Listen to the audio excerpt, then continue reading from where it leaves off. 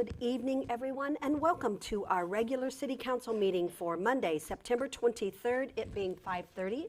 I would like to call this meeting to order, but first, please rise for the Pledge of Allegiance. It is actually going to be led by Miss Erica Franz. I would like to call her to the podium, please. And Miss Franz, we will present her with a proclamation after the Pledge of Allegiance. So, floor is yours.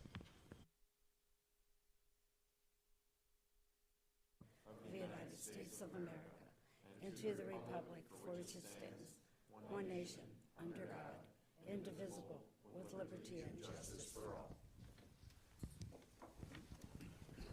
Give me just one moment, Miss Franz, and I will be down.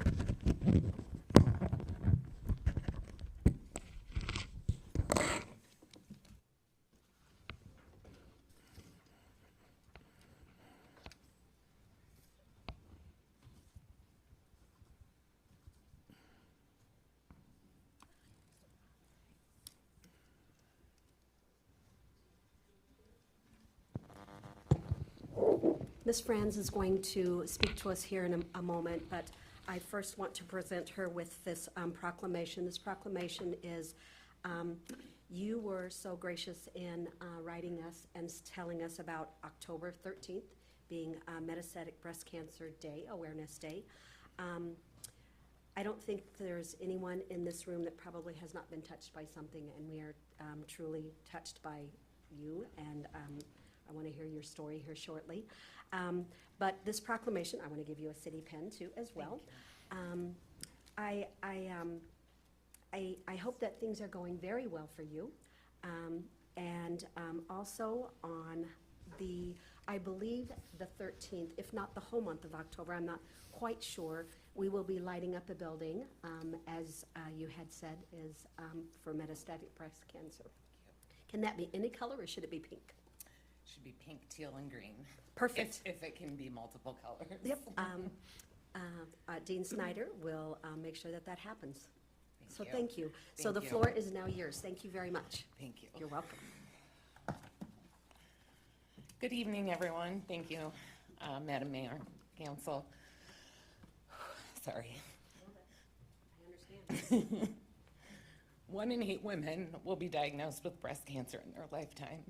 1 in 3 will be diagnosed with metastatic breast cancer. I hit both statistics in one fell swoop. In June 2023, at the age of 44, I was diagnosed with triple-negative metastatic breast cancer, de novo, meaning I was diagnosed at the onset and my cancer was not previously found at an earlier stage. My cancer had spread to much of my spine, chest, ribs, pelvis, hips, and legs. My options for treatment became less due to the initial diagnosis of metastases. Surgery wasn't an option, and due to the widespread nature, radiation would only be an option for palliative care. So I immediately started chemotherapy. There is no cure for metastatic breast cancer. I will keep on my treatment until it stops working, and then move on to another treatment until there are no more treatments left. October is Breast Cancer Awareness Month, and it's quickly approaching, and soon we'll be flooded with pink ribbon campaigns. I was stunned to learn, after my diagnosis, that only 5 to 7% of all funding from pink ribbon campaigns goes towards metastatic breast cancer research. The median life expectancy for someone diagnosed with metastatic breast cancer is 3 years, and our 5-year survival rate is very low. Shockingly, those numbers have not changed in an impactful way in the last few decades, and stories like mine are becoming the norm. Our metastatic breast cancer community is in desperate need of research. Research is how we live. This is why I have decided to join Light Up Metastatic Breast Cancer, or Light Up MBC, which is partnered with Medivivor. Medivivor is a volunteer-led foundation, and it's the only foundation that donates 100% of their proceeds to research. Ultimately, our goal is to raise enough to help fund a full grant for critical research that will lead to advances in treatment options, quality of life, and survival for those diagnosed with metastatic breast cancer like me. I encourage everyone to tune into Light Up NBC Live on October 13th to learn more about metastatic breast cancer, hear inspiring stories, and watch over 200 landmarks across the globe light up teal, pink, and green, including our own Murray Baker Bridge. So thank you again for just helping me shine the light on metastatic breast cancer and the cancer that's responsible for 98% of all breast cancer deaths. Thank you very, very much.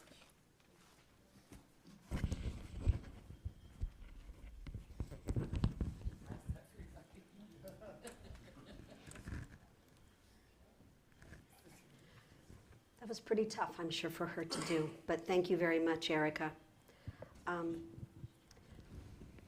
Madam Clerk, call the roll, please. Councilmember Onken. Here. Councilmember Orick. Here. Councilmember Nutter. Here. Councilmember Hoheimer. Councilmember Abel. Here. Councilmember Hills. Here. Mayor Burris. Here. Having a quorum, we will conduct business. Chair would entertain a motion to approve the agenda, please. Madam Mayor, I make a motion that the agenda be approved as presented. Second? Motion made by Mr. Hill, second by, I'm sorry, was it Mr. Abel first? Yes. My mind was still elsewhere for a moment with Erica. I believe we are able to vote, so council, take your vote, please.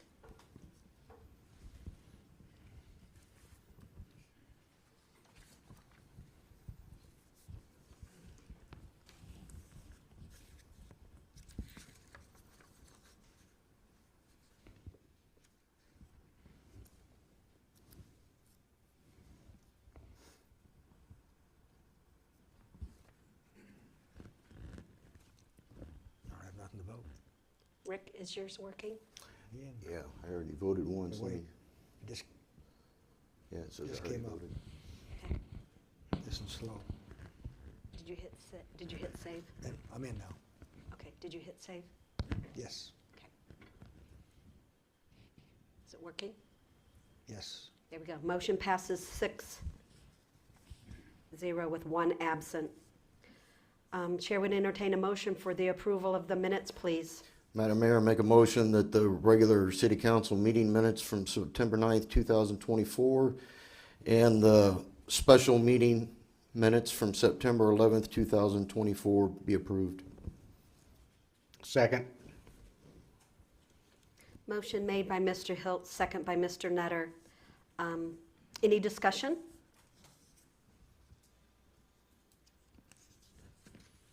Council, take your vote, please.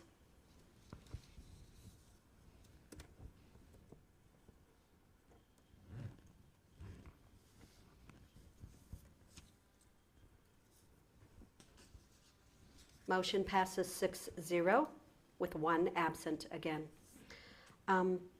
We have now come to public input. Anybody wishing to have their voice heard, please come to the podium. Make sure that the mic is on. State your name. And just a reminder, you do get 5 minutes.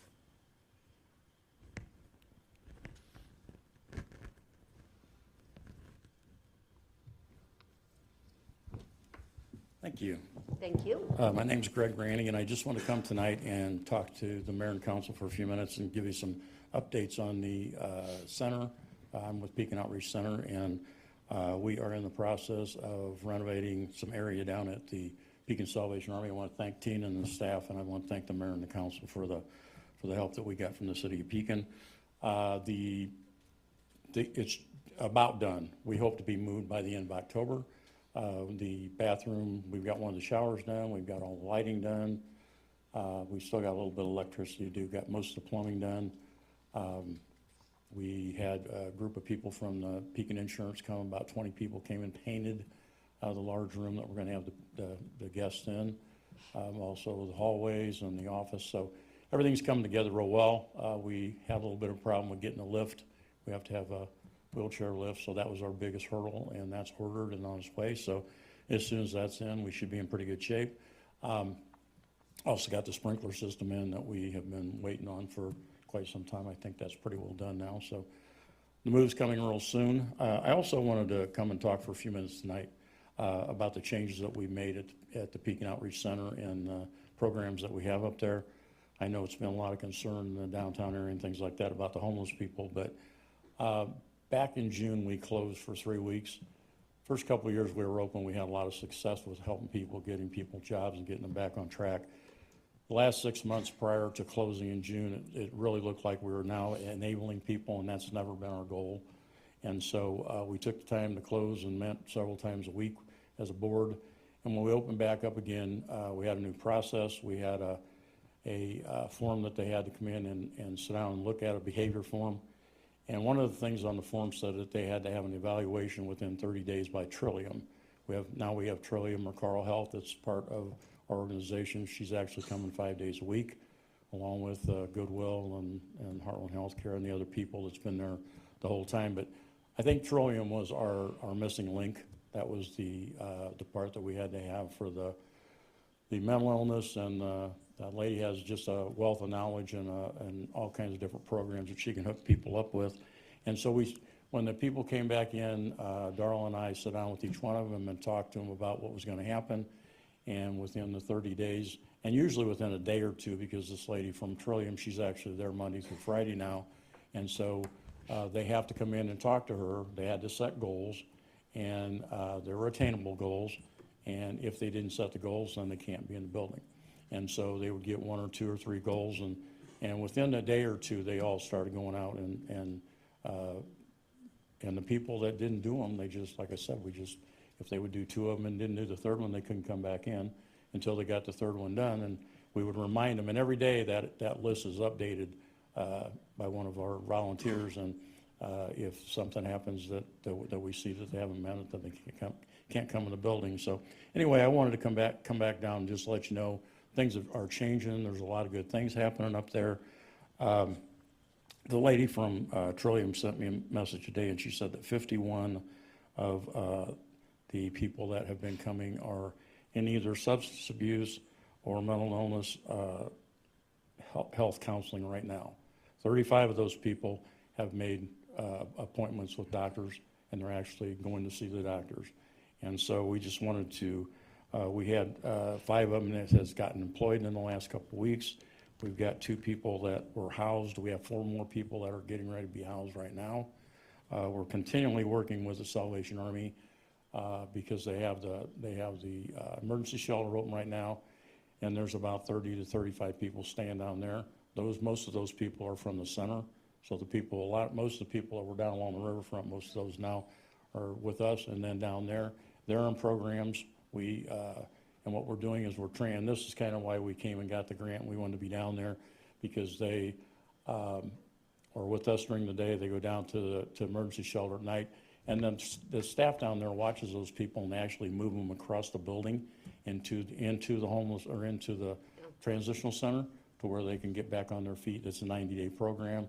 In the last month and a half, we've had 12 people transition from the emergency shelter over into the other part of the building, and they're back into the 90-day program. So it's really working, and we appreciate all the help that the city has done with the inspections and the fire department and everybody working with us. But the programs are working. So like I said, we've got a lot of people that's getting back on their feet, getting jobs, and I think it's a community thing. It's not just, it's not the city thing. It's everybody has to be involved to try to make this thing happen. And so thank you all for everybody's help. And like I said, we'll keep you updated as things come together. Thank you. Thank We you very much. appreciate that update. Thank you. Anyone else from the public?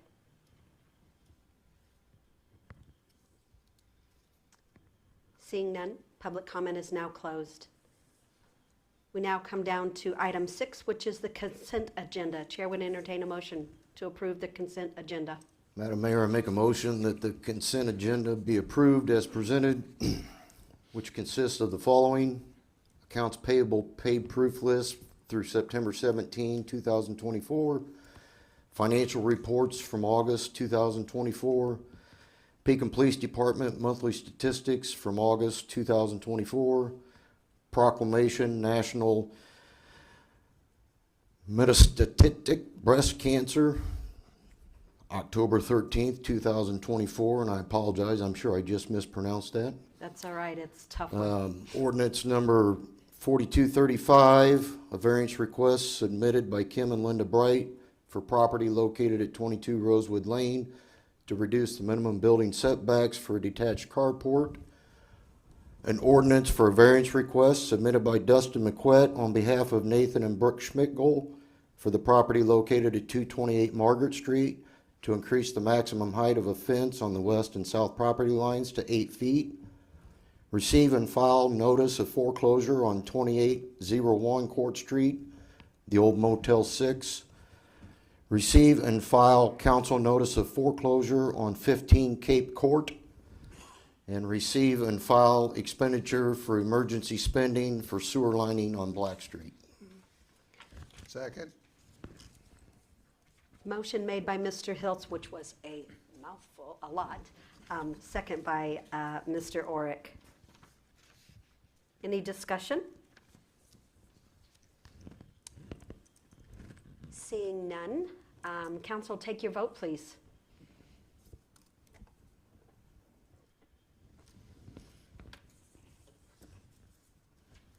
Motion passes 6-0. Do I have to say one absent all night? Okay, thank you. We have now come down to item number 7, which is a presentation from McDaniel's Marketing. Mr. Dossi, would you like to say something before they come to the podium? I'm going to have Mr. Ray speak on this. Oh, Mr. Ray. Yeah, I'll just introduce the item here a little bit. So staff put out an RFP from Marketing Services for a comprehensive economic development marketing plan. That was discussed at an EDAC meeting before putting out the RFP.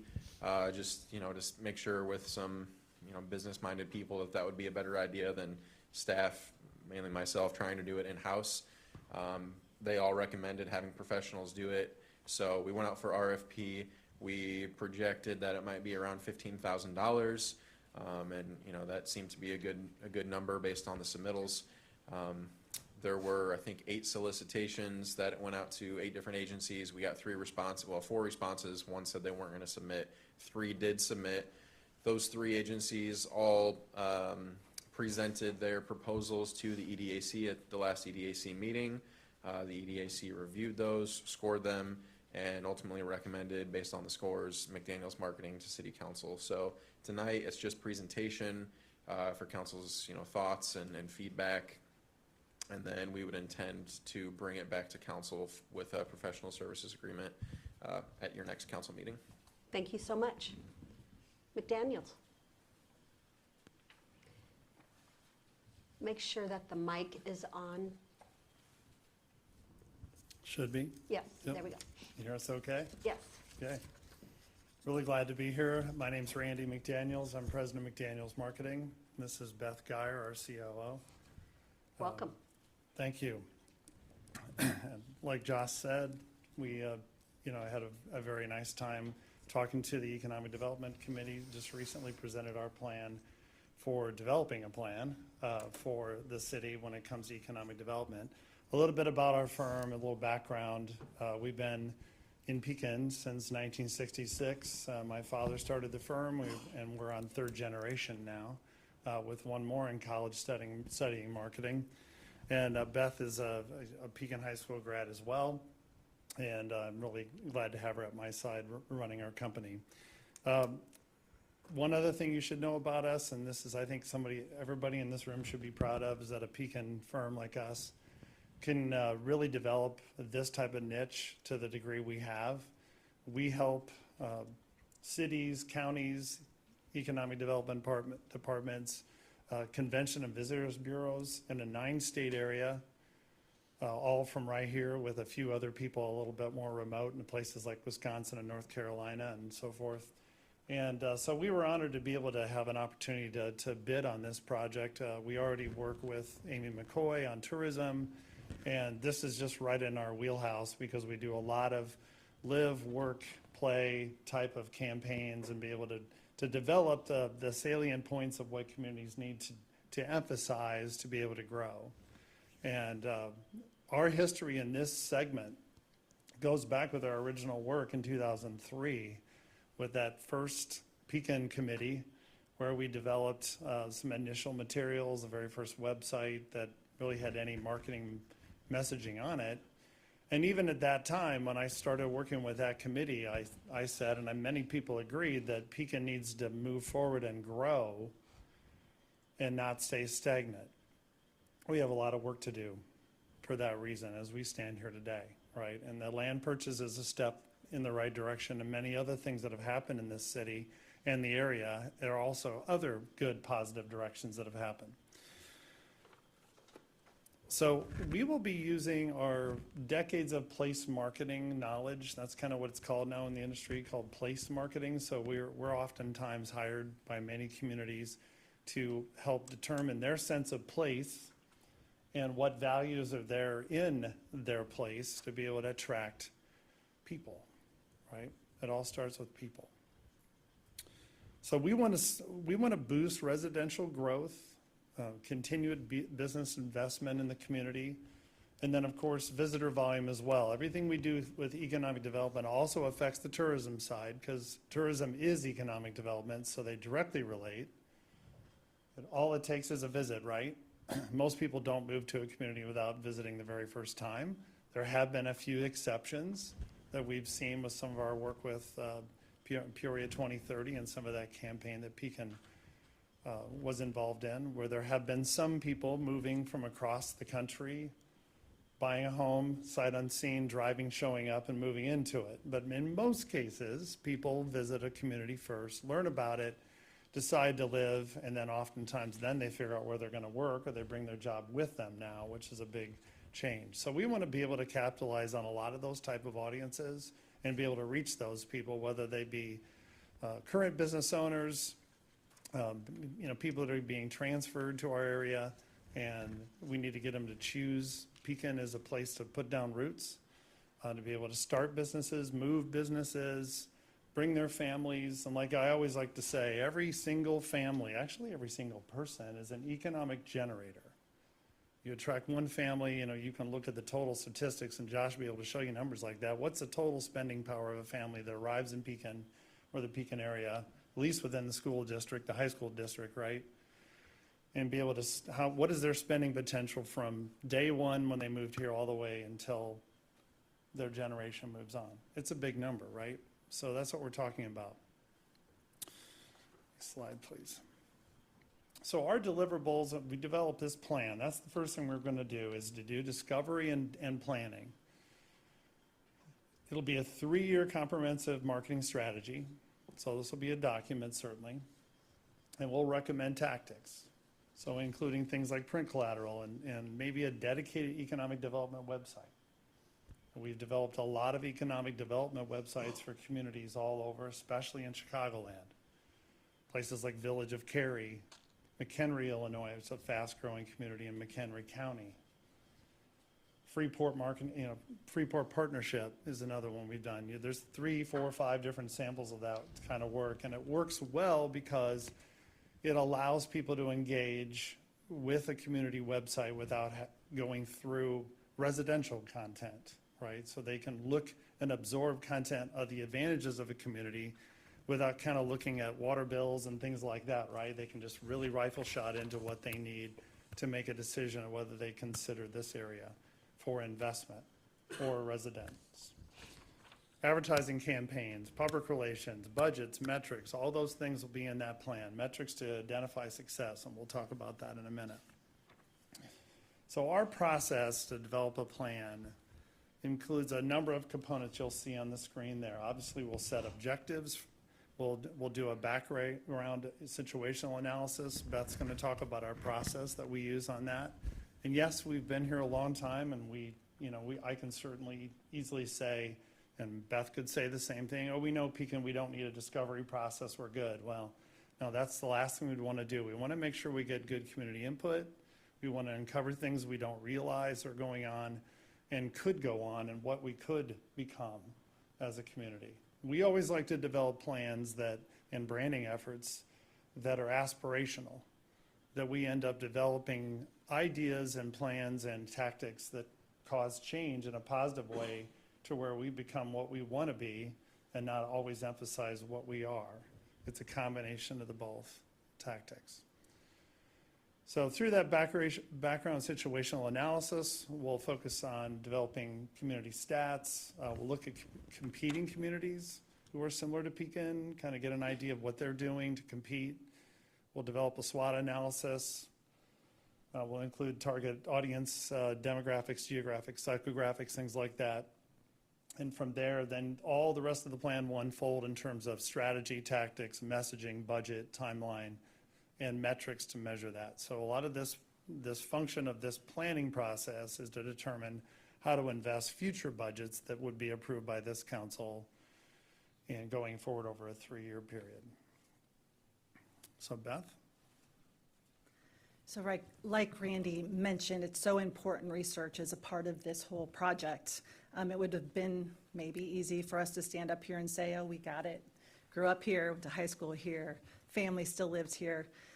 But we don't want to create this plan in a vacuum. And so input from the community and a really collaborative approach as we develop this plan is absolutely vital, and it's really how we approach everything we do when it comes to these planning processes.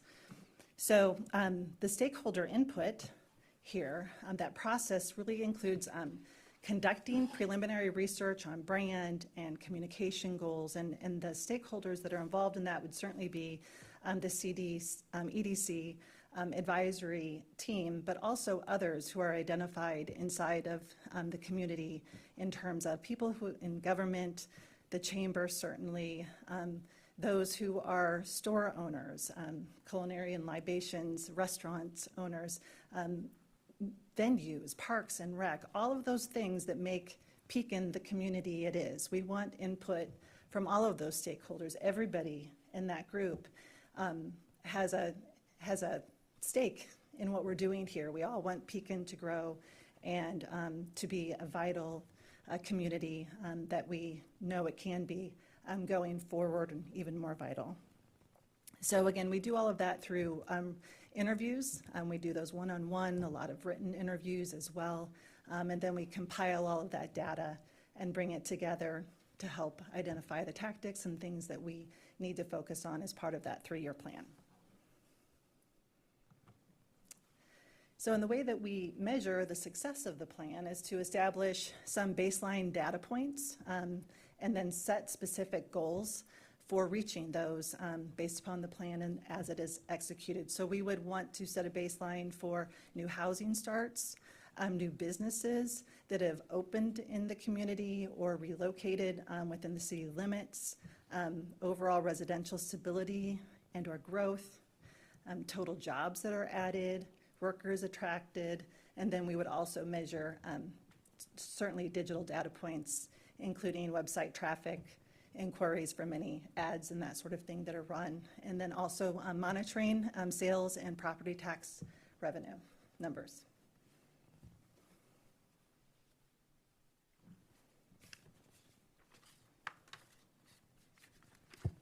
Okay. So you might ask yourself, have we done this before? Well, we're actually running a current campaign for Jacksonville, Illinois. A little background with our experience with Jacksonville, Illinois, which is, of course, just southwest of Springfield in Morgan County. So they had a challenge of really getting their city all together on the same page. And while I'm not going to go into the branding strategy for Jacksonville tonight, we don't have time, but we had previously worked with almost every organization in their city to rebrand and align. So we rebranded the Convention and Visitors Bureau, they were the leader, Main Street, Chamber, City, Economic Development. That's really tough to pull off, to get everybody to agree on one brand look and feel. And now they all have logos that all match. They all have a slightly different color scheme.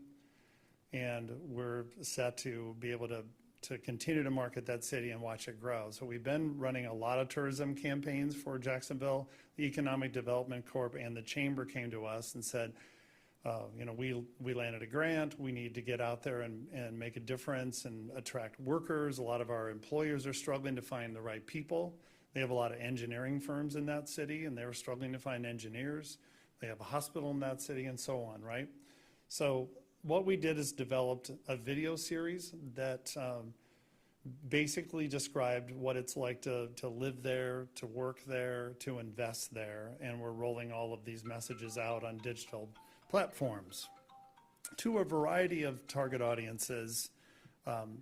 Actually, in some places where we know that there's pockets of people that match the right type of people they're trying to attract, or the right type of business owners they're trying to attract, right?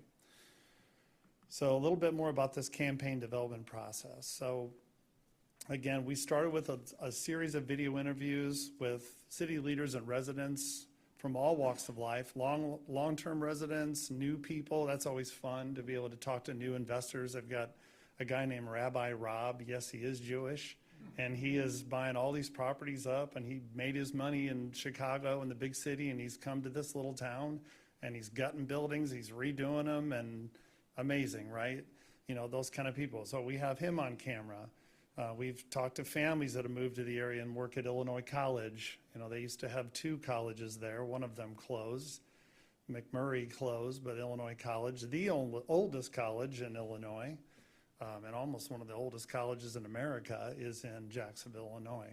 So we talked to them too. So insights were gathered through those interviews on location advantages, cost of living, doing business, education, culture, work ethic, all of those things all mixed into a big boiling pot, and we were able to put together this nice campaign you'll see here, where you can see some of the ads we're running on digital. So LinkedIn, Facebook, Instagram, highly targeted campaign. And then, of course, we're running video ads along with that. Now, here the key thing, and we gave you a printout of the case study. So as a part of the grant that they landed, I believe it was through state funds, and I think maybe even some federal, but you can always talk to them if you would like. I can hook you up with the economic development director. They developed a page on Make My Move, and Make My Move is actually a website dedicated to helping people figure out where they might want to live. So they stated a $5,000 incentive for moving anywhere within the city limits. It had definite, stipulations, right? Time of, basically distance away from Jacksonville was one of them. They need to be far enough away to make a difference. The state stipulated that in terms of, they don't want to be stealing and moving people from within Illinois. They want people from like the border of Missouri, right? At least somebody from another state moving to the state and to that city. That incentive worked amazingly well. And if you read anything about this topic, there's many other cities across America that are starting to offer incentives to move. A lot of this has been going on. This reasonable incentive actually resulted in 200 people applying for the relocation. 5 were chosen. So we started this campaign about 5 months ago. We had to turn off the ad that specifically talked about the move incentive. We had to turn that off in like a month and a half and just run the other advantage ads and the other job board ads. That was another thing we did, is we ran ads specifically about jobs that are open and drove them to a job board to help fill those positions. Projected economic impact, 325,000. Potential long-term impact with this program, 450 potential new residents. They've applied for a potential, $10.8 million in value. So it just keeps going, and they're going to run it again. You'll see the LinkedIn clicks. You'll see the Facebook, Instagram clicks. So that shows you that, these type of tactics can work, and I hope sharing this with you gives you a lot of hope and excitement for the type of things that Pekin could do. You have your own incentive that's being proposed by economic development, ties to land, right? So a free lot. That's a great incentive as well. So just wanted to share this with you because it's good to look at a plan, but it's also make sure you hire a firm that's done this before, if possible, and seen it work. And this is this year. This is brand new results. So we just literally wrote that before we presented it to the committee. So really excited to share that with you. The next to last slide here is just an outline of the budget, the deliverables. So we have council and mayor. If you have any questions, you have this in your packets. We can answer questions about the budget, but this basically is to get us to the point of a plan and also a messaging platform. That's one of the things that we did include within our budgeting, is that we will have enough time in this plan to be able to develop some of the initial messaging based on the research. Themes, powerful words, descriptions of the community, things that we can start to build off of, so when we are ready to launch a real campaign, we'll have some of that ready. And then the timeline is here, so we're hoping with approval, we'll start the process sometime in October. Marketing plan and brand messaging development completed by January 2025. Budgeting recommendations for city approval, March 2025, to at least get into the budget for consideration. Go through the process of approval, and then by the end of April, be ready to go. So that's what we're proposing, what we wanted to share. And thank you for your time tonight. So we're open to answering questions too.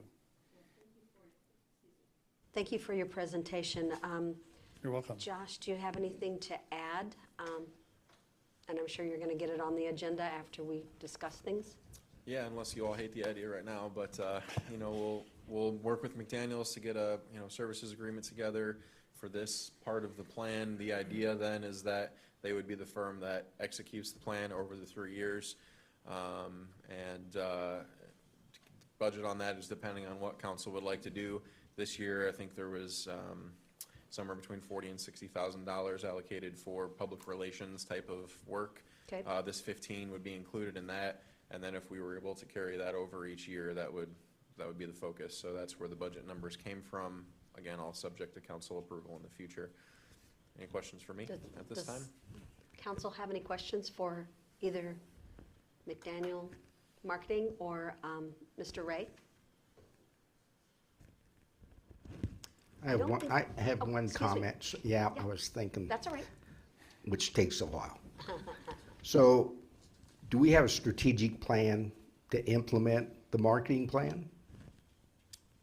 No, not that I'm aware of.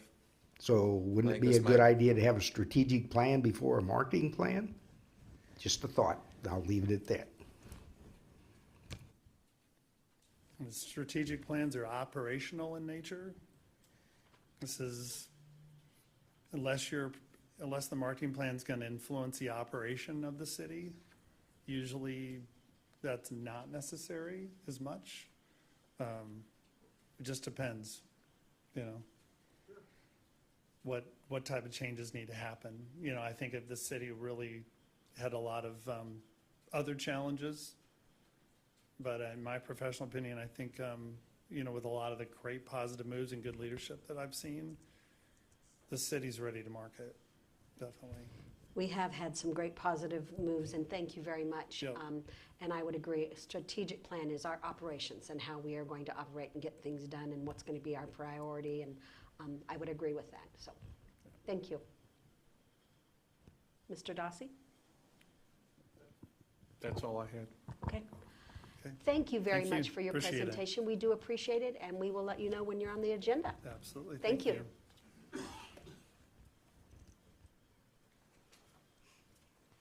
We have now come down to new business. Chair would entertain a motion for 8.1, please. Madam Mayor, I move that resolution number 187-24/25 approving contract with Fire Trucks Unlimited for the refurbishment of a 2007 Pierce fire engine be approved. Second. Motion made by Mr. Abel, second by Mr. Orick. Mr. Dossi? Thank you, Mayor. Staff is seeking approval of a contract with Fire Trucks Unlimited for the refurbishment of a 2007 Pierce engine. Fire Trucks Unlimited is a vendor that works solely on fire and emergency service vehicles, providing comprehensive refurbishment services. The contract for refurbishment is a sole source contract using Sourcewell pricing, as these services are unique, and Fire Trucks Unlimited is the only vendor known to provide all-encompassing services of this nature. The refurbishment process includes upgrading, repairing, and refinishing components of fire apparatus to transform it into a like-new condition. Fire Trucks Unlimited expects a full second life for an apparatus after the refurbishment process. The proposed work is quoted at $521,773, with 50% being placed down upon signing. The expected completion time of work is approximately 6 months after work begins. Staff is requesting approval of up to $600,000 to execute the known contract amount and any unexpected change orders needed. Fire Trucks Unlimited is expecting to schedule our apparatus work beginning in late spring of 2025. The approval of this contract and the 50% deposit secures our position in line. The grant funds being used for this project have the requirement of having the funds under contract by December of this year, with all funds expended by December of 2025. Final payment upon completion of work will require budgeting the balance in fiscal year 26. The expenditure will also satisfy the remaining ARPA grant dollars the city has received. The ARPA remaining monies must be committed by December 31st, 24 and spent by December 31st, 25. Staff is recommending approval, and Chief Reese is available with any questions. Thank you. Any questions from council? Yes, I have a question. Sure, Mr. Org. I didn't know we had ARPA money left when we did the budget, but I'm a little confused. We have to put 50% down, which to me is approximately 260,000, correct?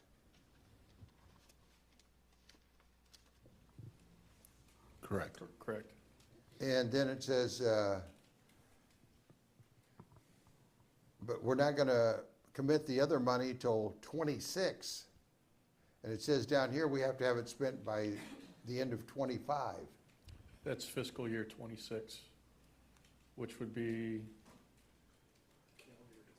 yeah, calendar year 25. Okay, so it will be spent, okay.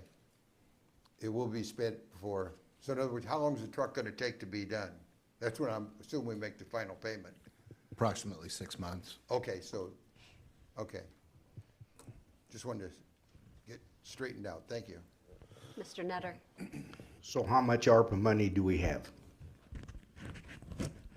We had, prior to the trucks, the two trucks that are getting done, approximately 1.1 million. And we are spending 700,000 right on the first truck-ish. We committed up to 800,000 for change orders as needed. Probably will hopefully land around the 750 all in. And then this then takes us out past that balance. And then it's it's some above that, but it's enough that we're not cutting it close and with money left over. So do we have enough money in the ARPA then to pay the down payment and then budget the rest of it then next year? Correct. Because it's like, what, 1.1 million or something? Correct. So Okay. next year, so we will, if this gets approved here, the way I figure it is we will have about 100,000 left of ARPA money in next year's budget that we will be doing. And then, and then this spending would be above that 100,000 for the second installment on this second truck. I'm like a couple other council members, I was shocked that we had that much left, and I forgot, we talked about that in the did. budget cycle, so. Correct. And the original ARPA, this person was around 11 million, 11.1. And we were only allowed to use approximately 1 million of that on public safety and the easy way of doing it. The last million-ish had to be done with a little bit, something that was more solid, for lack of a better word. Couldn't use it on salaries and things. And this was the one project that made the most sense that we could actually really hit timelines. There were not going to be construction delays, probably, if we had put it towards other kinds of, projects that require digging in the ground, et cetera.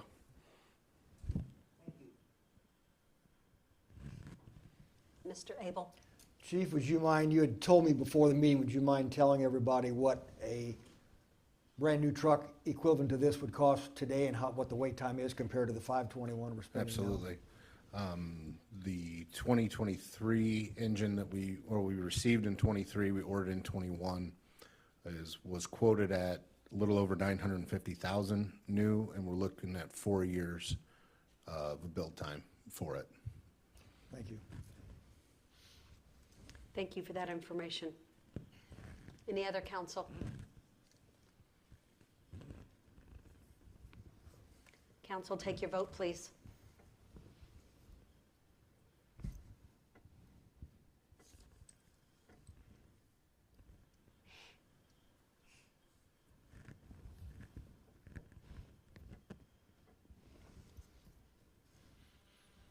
Motion passes 6-0.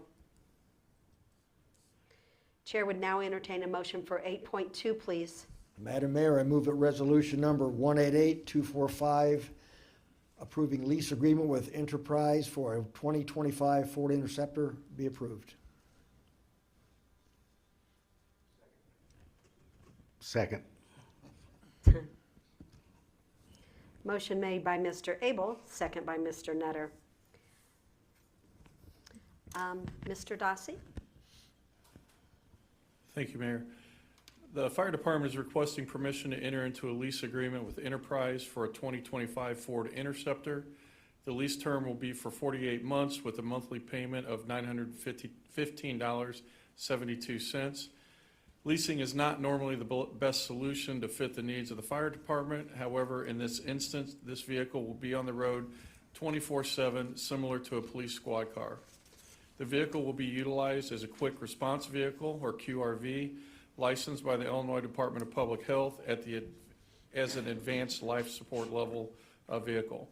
This vehicle is going to be used daily as a response to ever-increasing calls for service. The QRV will be staffed by one paramedic daily. The operational response plan is that it will be utilized to respond to low acuity calls at secured and staffed facilities. Additionally, it will be utilized as an additional unit to respond with fire apparatus crews on high acuity incidents such as severe trauma, cardiac arrest, multiple patients, etc. The shift in response model will be a work in process as it is a new concept to the department.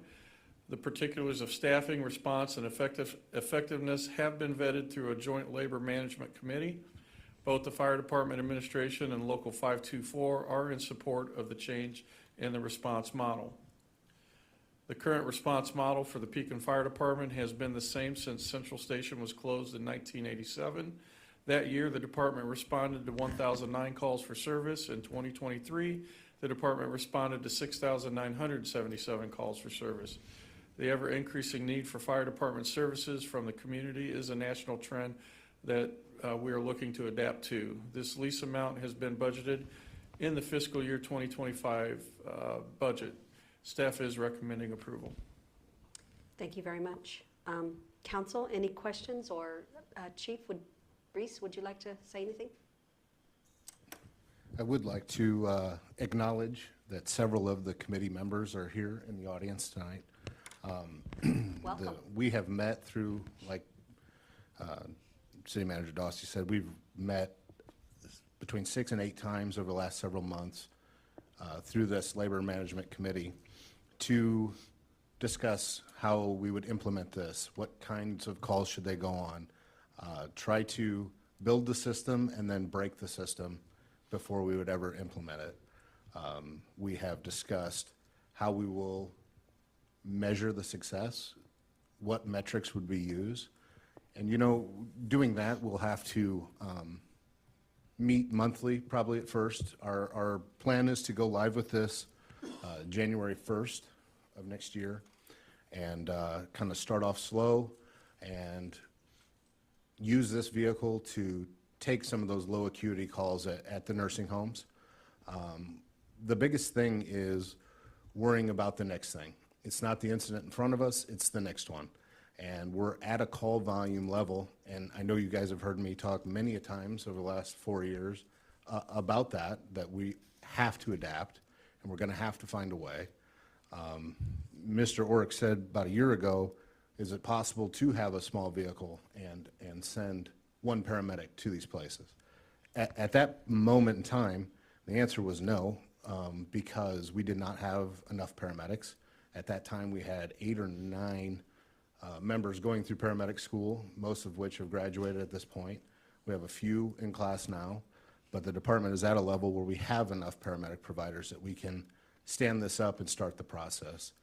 I believe over the next several years, we will tweak it, change it, modify it as we go through, as we see what's working, where the needs continue to arise.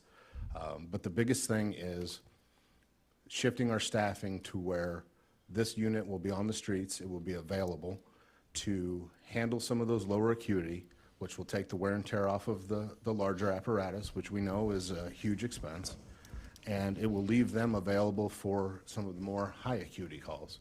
You know, we don't get to choose how they come in, but using this to create the opportunity to have more help when more help is needed is going to be invaluable to us and the community.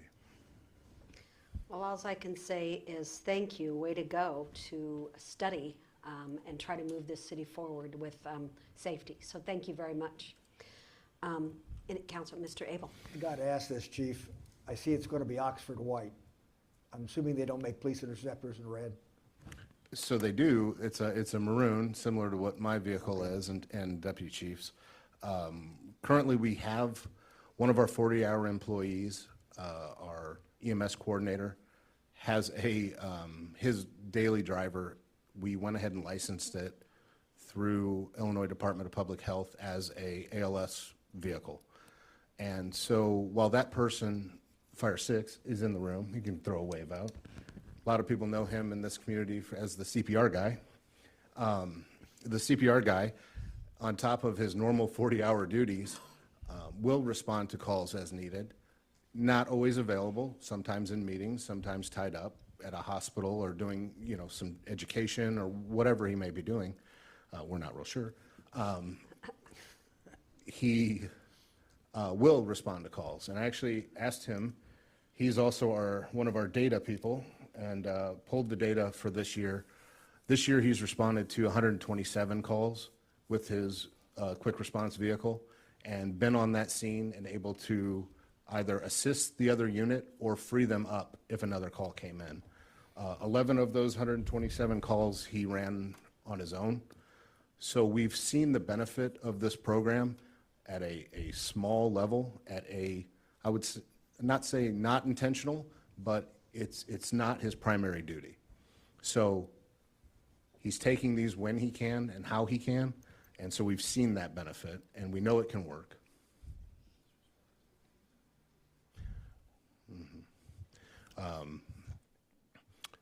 And a lot of times he's responding to those higher acuity calls as well. So whereas in the past, maybe we've sent 2 vehicles from a station because it is going to take 4 people, we can start shifting our modeling to where only 1 vehicle responds, knowing that you're getting this additional help, and that leaves the other vehicle to be available for that next thing. Okay, thank you. Anyone else from council? Yes.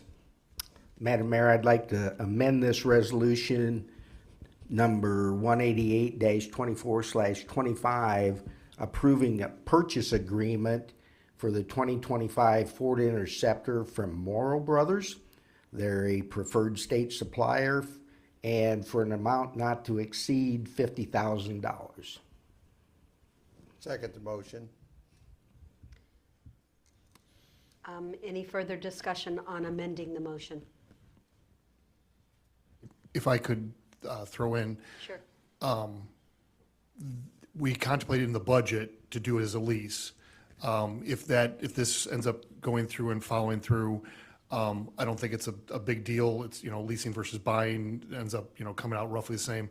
But we may have to do a budget amendment as a follow-up later on, because the capital line, which is what this would have to come out of, is pretty much maxed out with the big trucks getting refurbed. Oh. So in that department, that capital line is going to hit its $1 million. And I don't know that there's 50,000 available, or maybe 30, something along that, but it would be a simple budget amendment that we could follow with. Just a transfer? Just Okay. a transfer between 2 buckets, that's all. Yeah. I'd also like to say, great work working together with the union to do this. Get them in there because they're the ones that got to respond. The other thing is we've talked about ALS and all the paramedic training. That is slowly but surely ramping up. So you will have, I don't know what the date is, almost every staff person is going to have that certification. So it's one of those things like we talked, we'll try it. I have a 99.9% confidence it'll work, but I'm sure there's going to be little things we got to change in there. So working between the union, the staff, and everything else, I think it's a great enhancement. And like Mr. Orick has always said, the abuse on those large pieces of equipment going up and down 14th Street multiple times and Parkway, Court, everything else. I think this will be a good thing to have. And the one thing you didn't mention is the current rescue truck is not exactly, I don't want to say safe, but I'd be a little hesitant sometimes to take it out on the road. It's aging, and there is increasing cost to keep it on the road. Working through this program, what this would do is it would reduce in the future us having to purchase a rescue truck at between $250,000 and $300,000 on that rotation, and we can again be more intentional about how we replace our apparatus, taking that out of the mix and putting it towards the big vehicles that have water instead. When the rescue truck first came to Pekin, it carried specialized equipment that is now on every vehicle we have. So the one thing it is missing is water, and now we can kind of shift our mentality of how we want to replace vehicles and in the future. Great job. Before we vote on the amendment, Mr. Reese, Chief Reese, is there anything that you would like to say as far as leasing, purchase? Absolutely. An opinion? In the past, I have sat here and talked about how the fire department does the hand-me-down system and how we know it works. We know the amount of miles that do go on a vehicle, and we know what its second life with us will be. The reason, during budget time, we talked about doing the lease on this one is the unknown. We don't know how many miles will be on it. We don't know in that time frame just how beat up it will be. So we decided to kind of go this lease route the first time, at budget time, with the first go ahead. Then we will know. We'll have better statistics and data about what it would be like at the end of the 4 years of the term. I'm not afraid of it either way. Looking at the numbers, I understand why Councilman Nutter would see the value in the purchase. If you do the math, we can buy it for about the same cost as we're going to pay over the 4 years at the $915 a month. The one thing is, if it is beat up at the end of that 4 years, will we have lots of repair costs? And will it have a good second life with us? I don't know that.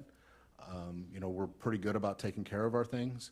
It's just such an unknown is why we kind of went this route. I'm comfortable either way with what you guys decide. Mr. Abel? I thought maintenance was usually a pretty good plus for leasing. And this is going to be on the road quite a bit. I'm just, like you said, in 4 years, are we going to save enough getting the maintenance taken care of by leasing it compared? But and I can't like you said, answer that. For budgetary purposes, it was easier this year to plug in that number. We're not talking about a large number in between, difference. I can't answer that. That's why we suggested a lease in the beginning. Like I said, I am comfortable either way. And I do want a real quick comment to what Mr. Nutter said. It was an absolute pleasure working with the local, and I have no doubt in my mind that we will continue to work through issues, and especially on this topic, to do the monthly meeting to vet through how it's going.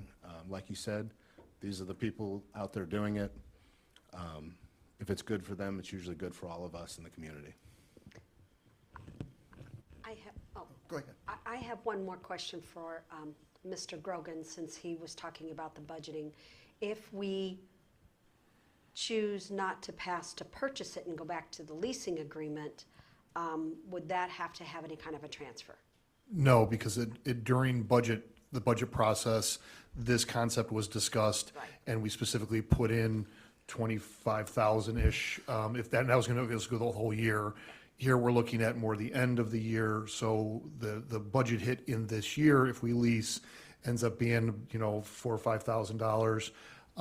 And so you're front loading it. We may have to pull some from some other places, because this is 50,000 at one time. But, I thought that was the case, I just wanted to yeah, make so sure. the lease is what was contemplated. Yeah, Correct. yes, thank you. Any other comments or questions? Yeah, excuse me, Mr. Orick. Yes, I would like to thank Mr. Reese for meeting with us the other day and answered a bunch of questions, and also comment on the union, how cooperative they are on this new endeavor we're getting ready to partake. But one of the reasons I'm supporting the purchase is because, as you said, you don't know how well this is going to work out, and you don't even have the parameters set to look at the end of 1 year and say, yeah, this is working, we need to continue. And my concern is, if we have a 4-year lease, the program's going to last 4 years, because we can't turn the lease back in. And I can't see any advantage other than the initial payout of going with the lease. And I think it might be detrimental to our examining this as we go. So that's why I support the purchase. I believe you can cancel a lease, the way our stuff works. But there's a penalty if you cancel it. I mean, maybe I believe he's right. Mr. Dawsey would know better Yeah, how that works. If my recollection is correct, it's a minimal, it's going to be less than what the full cost of it is, so. Well, yeah. But as you pointed out in our meeting Thursday, the only advantage of this is we're getting free financing. But there's also a cost to that is, like I said, more than likely, we're going to be in this 4 years. Anyway, I'll just rest my thoughts. But we'll make sure. Mr. Reese, or Chief Reese, one more second, I'm sorry. The 50,000 that was brought up, that is for a new. Okay, I'm sorry. Mr. Hilst, So on that, the one that you're wanting to replace, where's that gonna be housed at? That you're wanting to put in reserves? The rescue truck is currently housed at Station 2 on Willow and 14th, and it would go into reserve status. More than likely, as we continue this process, I see it becoming, Right, but it's going into reserve status, and you said if this gets approved, that the new vehicle is gonna be stationed down there at at Willow state, 14. yeah, it would be, so this would be in our storage facility. The rescue truck would be in and you have reserve. room there? Yes. Okay. Okay, and what about the cost for outfitting the vehicle? Was that included in all this? And No. And what would that cost be? No, we have that built into our equipment line item, and it's expected to be about 6,000 to 7,000 to outfit it. That's separate from this, though? Correct. Okay.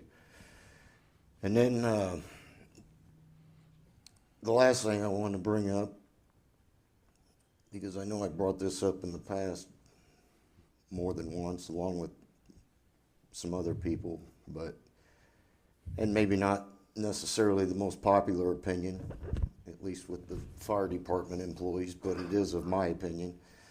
So a couple reasons for this change that we've got listed in here states to reduce unnecessary wear and tear on large pieces of apparatus and for reduction in response times. And the current practices that we're allowing the fire department to go grocery shopping while on duty, using the big apparatus, and going to the Parkside facility every morning to work out, using the big apparatus. Nobody, to my knowledge, has made any effort to eliminate those practices, and in my opinion, those are also putting unnecessary wear and tear on those apparatus and increasing response times and waste of gas. And if we're not gonna make any effort to stop what we're currently doing, then I struggle with putting those reasons in here for this particular vehicle. And, I mean, that's just my opinion, and I know everybody has their own opinion on that, but that's, 3 stations on a daily basis, that's hundreds and hundreds of trips on an annual basis, like was stated earlier, up and down a lot of these rough streets, and so that's all I have to say about that. I will, Mr. if Reese. I may respond to a few of those things. Sure. Firefighter health and fitness I is get very that. important. And I don't want it to be misconstrued that we haven't tried to curb the Parkside. The new stations we're supposed to be in or building have their own facilities that would have stopped the Parkside and kept people in their districts. The current stations that we have built in 61 and 77, we do the best we can. A lot of crews do try to use those facilities as much as possible, especially with the current road construction going on. Less and less crews, at least from the east side of town, are going to Parkside because they don't want the increased response time to their district. Going to the grocery store, that does happen. They're there for 24 hours. A lot of crews do bring in their food and have it ready to go, barring a few, forgot this or whatever, just like at home. So I don't think that we're unnecessarily wasting taxpayer money. I think a lot of it is part of the day. I think firefighter health and fitness is very important. I know, and I don't think you disagree with that. I But don't right now, it's our disagree best with it, option. and we're told that a lot, but I just have never seen any proof that shows going down there every morning is eliminating anything, and especially when you look at the work comp claims, I really don't see it, because those work comp claims are numerous, and I'm not gonna get into details about all those, but I just don't see the wear and tear on those vehicles on a daily basis, which we've got listed here well, it says unnecessary, and I agree with that. And same way with the grocery stores. I think that's a couple things that could certainly be looked at to reduce the wear and tear on some of these big vehicles and save on some gas. And like I said, I get the whole concept of going to the park side to try to help people stay in shape and be more healthy, but until somebody can show me some proof that that's actually working, and instead of the opposite way with the work comp claims, then I struggle to agree to continue that practice. But that's just my opinion. And I appreciate that, but I'm going to give my opinion. Sure. My opinion is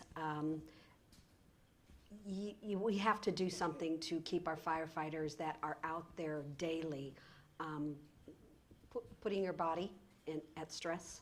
We've got to keep them in good physical shape. And if it takes going to the gym, which it does, and until we get gyms built at our new facilities, I think it is a small cost that we have to do to keep our firefighters in the best shape possible. Like I said, when we can get these fire stations built and have the equipment in-house, that will be a savings for us at the time. So it's my opinion. Yes, Mr. Dossi? Mayor, speaking with the attorney, just want to make clarification. I believe I'm correct when Mr. Nutter made his motion on the floor to amend this to make the purchase of this vehicle. He did state from Morrow Brothers, Correct. not to exceed $50,000. Correct? Okay, we just wanted to That make is sure. correct, Mr. Nutter? That is absolutely correct. Morrow Brothers is I don't want to say certified, but preferred State- supplier. it's a state bid. State bid, Yes. yes. Yes. And that's, we just needed to make sure that clarification. I was pretty sure you said that, but Yes. we needed to make sure because it indicates enterprise on the original motion. Oh, okay. Correct. And I think we might be getting a little carried away on certain things. I apologize, but, yeah. Yes, Mr. Onken. Now, when the firemen take these trucks, they're also on call, correct? Correct. So if they're at Parkside or if they're at the grocery store and a call is sent, they go right to Things the are truck, dropped. correct? Correct. Okay, Yes. thank you. Yeah. But could be out of their response time too. This was mentioned in the efficiency study back in 2016. And that's been, what, 8 years ago? So I have a question on that. Whatever grocery store you might see them at, or Parkside or whatever, is it the vehicle, or not the vehicles, is it the firefighters from Station 3 have to go to, or go They to a certain grocery store? shop within their own district. Okay. Response district. Okay. And Parkside is kind of the generally accepted, the park is the center of town, which is where we get together for shift trainings and stuff like that, so. Yeah, that part's true too, yeah. Okay, okay. I don't know if this is proper or not. Can we let the union say anything? Do they have any kind of an opinion on which way? Or no? No? If they want to say something, you can have them, but Mr. Chief? I'm sorry, I didn't, what? I said, can we ask if they have any kind of questions or concerns? I think we can ask, yeah. Would you like to say anything? Firefighters? Sure. We appreciate you. Oh, thank you. Certainly was not prepared. Todd Carroll, Pekin Firefighters, Local 524. I'll just say thank you. Thank you for the support. We appreciate the progression you've had with the entire city, so we're grateful to be able to work together in support of this. So however you do vote, we appreciate it. Thank you so much. Thank you. Appreciate you too.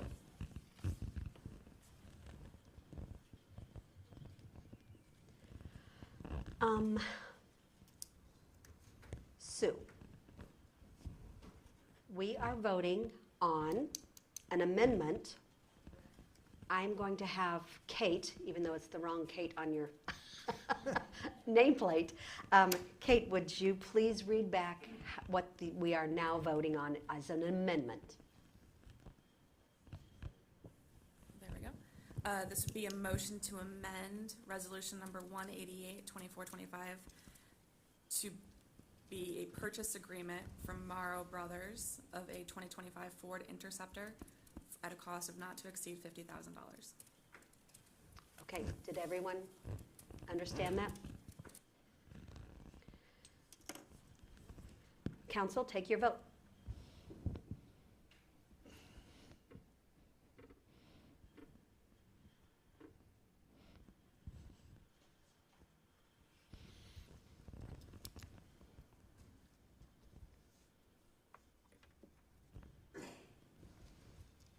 Motion passes 5-1.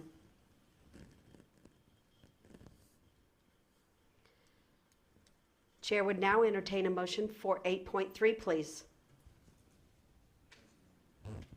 Pardon me? As amended, excuse me. Motion passes as amended. Kate, thank you. Oh, wait a minute. That was just the vote to amend it. I'm sorry, Now you'll I'm need to- sorry. now Yes, you yes, just- yes. I went right on to 8.3. No, I did. Chair would now entertain a motion on the new amendment for the purchase. I'll let you, not the amendment, now we are voting on the resolution. As amended. Do you want to read it back to us, or you're good? All right. Now we understand that 8.2 is now, as amended, purchase of the new 2025 Ford Interceptor.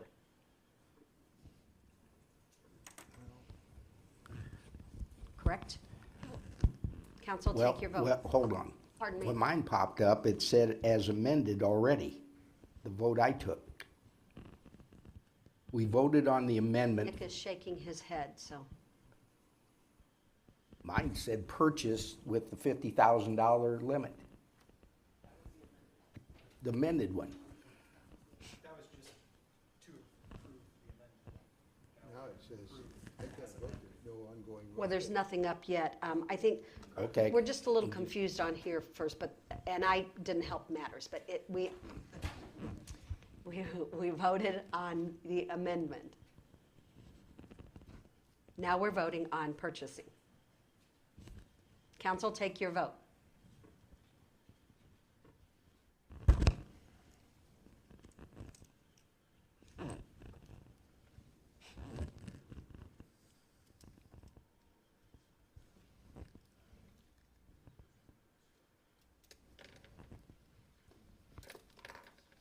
Okay. Motion passes 5-1.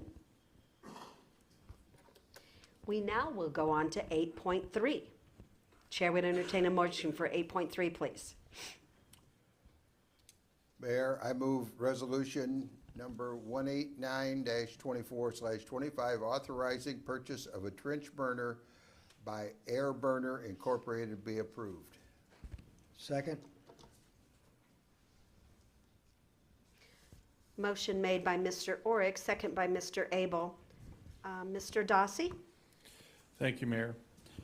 This item is to approve the purchase of a trench burner from Air Burner, Inc. The purpose of this unit is to help the city with tree removal and will minimize costs. The city has come to a time when we will have to start managing our storm damage events with this piece of equipment because we are running out of space at the north plant. The only alternative is to start hauling it away to landfills, which is going to be very costly.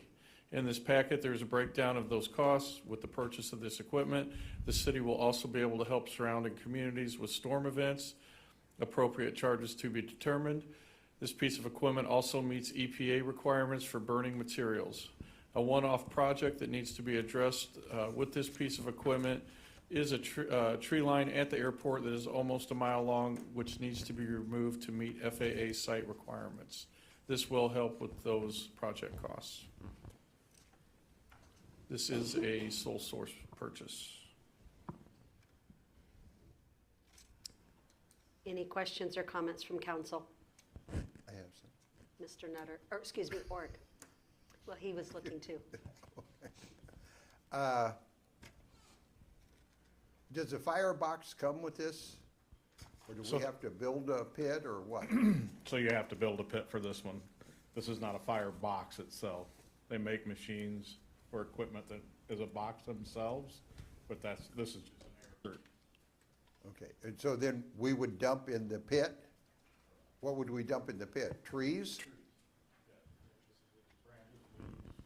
So debris. So how big a tree limb base would it hold this pit with the one we've got with? It burns about 10 tons an hour. 10 tons? So approximately how many hours do you believe we would use this a year? I told Bob, I said, it's what we get in debris, I'm sorry, I had it on and off, I'm sorry. I think we would probably burn better than half the year at the current rate of what we're getting right now, especially with these projects that we've got coming up, the airport, which one of the reasons why I picked this unit from Air Burner, I like it that it's integral to itself. It's more self-contained than the other one I put in the packet from McPherson. That's a two-part system. I don't think it fits our needs, but it's more portable in my mind, and we can drag it either if somebody needs to borrow it or we can lease it to somebody, and primarily it'll sit out at the north plant and take care of our needs.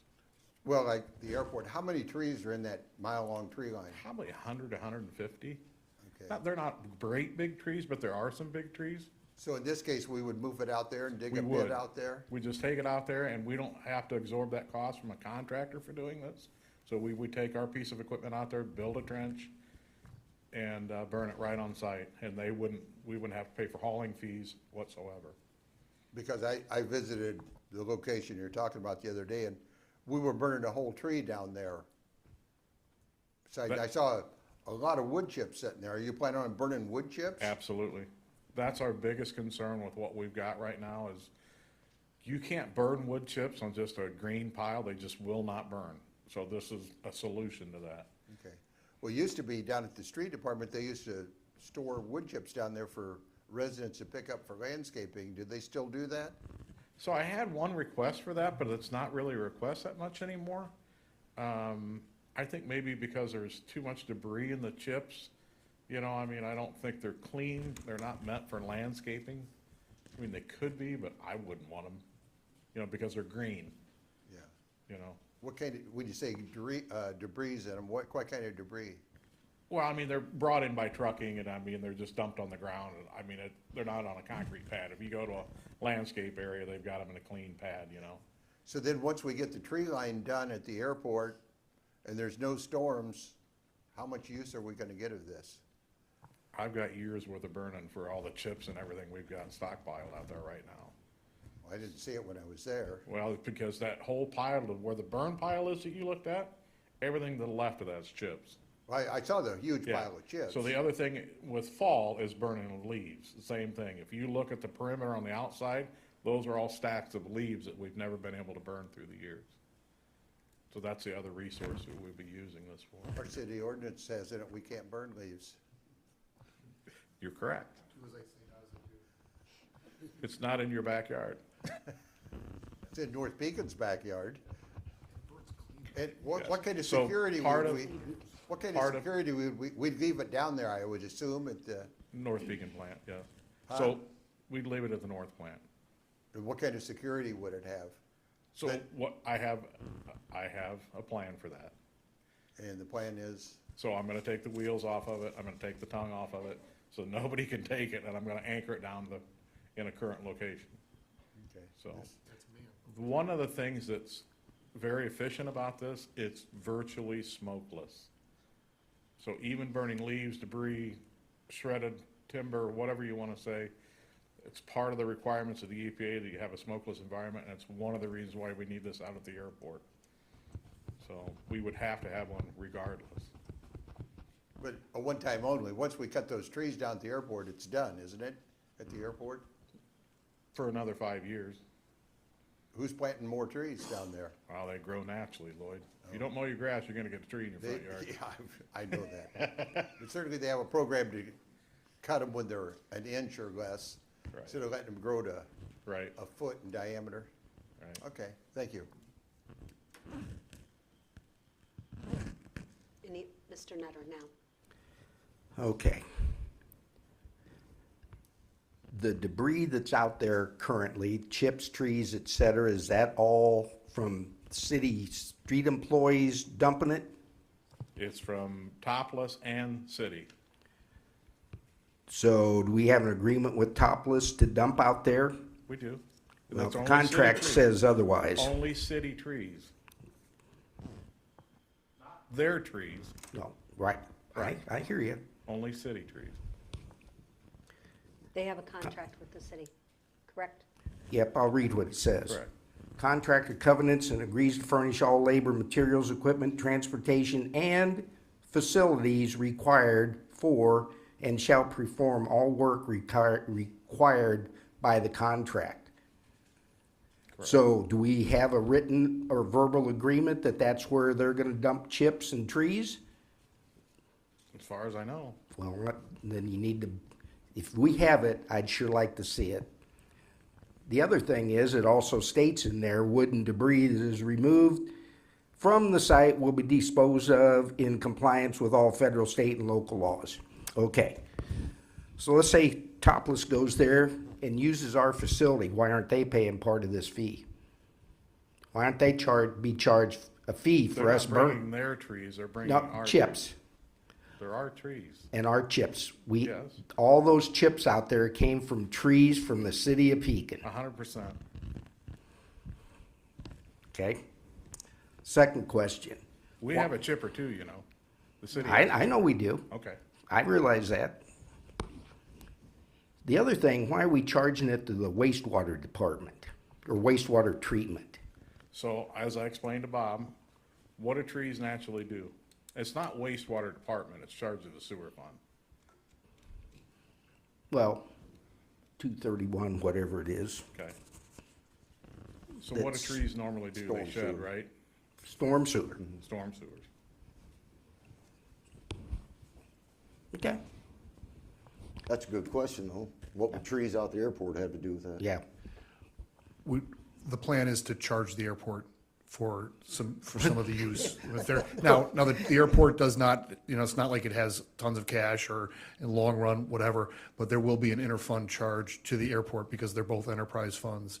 And since the airport's not permanently using it, that was the discussion, is that accounting wise, there we would be charging the airport for that use. For the, 2 weeks, or I don't know how long, Dean, we estimated it would be that they'd be out there for the first time. How are they gonna pay for it? Well, I mean, they have cash they pay for salaries, they pay for other things. They just borrowed $300,000 out of the general fund reserves for the budget period, so how are they gonna find money to pay for this? It's part of the project that they have to do for as far as the tree remediation overall. And so, they're paying for cutting down the trees. It's already, part of the, in their budget. And then this is just gonna be part of that remediation. So if we don't use this piece of equipment, we're gonna pay for it by a contractor. So it's a win for us. So how many people does it take to operate this? And we have to, if you have it out there, do they have to staff it the whole time this is working? No. No. It runs for 22 hours on a tank of fuel. The only maintenance you have to do is, preventative maintenance and put fuel in it. But we're gonna leave it unattended? During the day, we're pushing stuff to it during the day. Okay, And then at the end of the night, we're gonna shut it down. so it's gonna run for 8 hours? Yeah? No manpower there? No, not true. There'll be somebody feeding. Well, that's what I asked. Yeah, Is there there'll be somebody manpower feeding there? it, but not, yeah, but it doesn't require a person to sit and maintain the machine. No, I'm maintain not the talking about burner. that. I'm talking about Yeah. the safety aspect of just leaving something burn out there. Of course, it already burns out there anyway for the big logs, so. Yeah, Mr. Onken, were you done, Mr. Nutter? yeah, no, I'm not. So you put in there as a cost savings, and I kind of scanned through here. Is this our numbers in this cost savings, the cost comparison, or is that just from the company having a So generic? it's generic from the company. Okay, So we went over the costs, or landfill costs, when I talked to the salesperson that I talked to. so the They're chips pretty that are out there currently, Correct, yep. how many years worth? 1 year?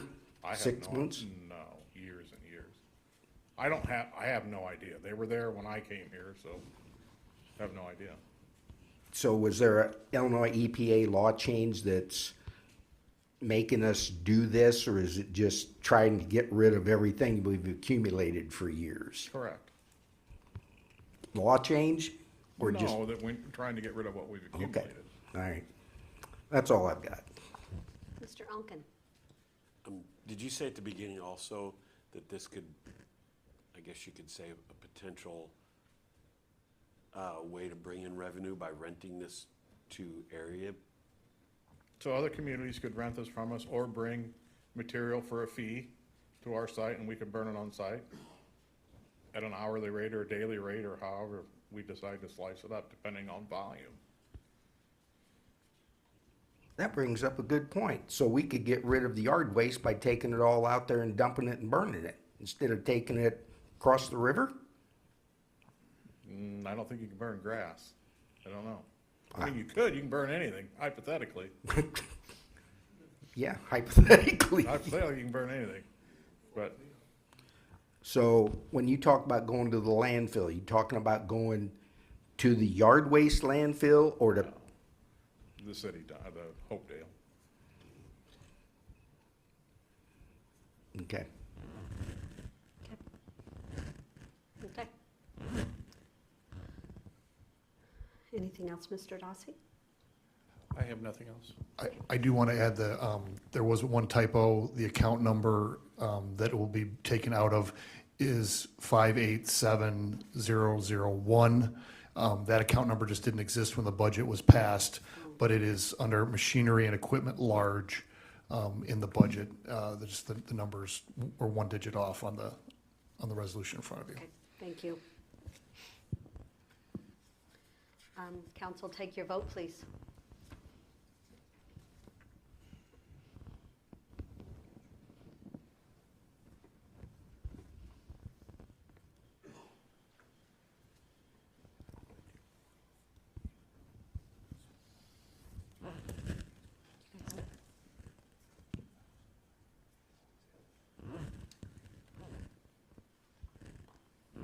everyone good?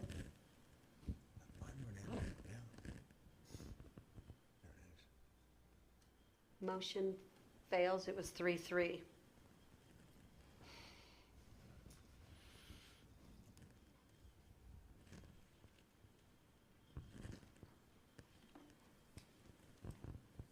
Chair would now entertain a motion for 8.4, please. I move resolution number 190-24/25 authorizing street parking at 1430 and 1432 Park Avenue be approved. Second. If I may, Your Honor, the person that requested that had an emergency and couldn't be here tonight, and he wants to talk on the 5 minutes of public input, so I'm going to make the motion to lay this over to our October 14th, 2024 meeting.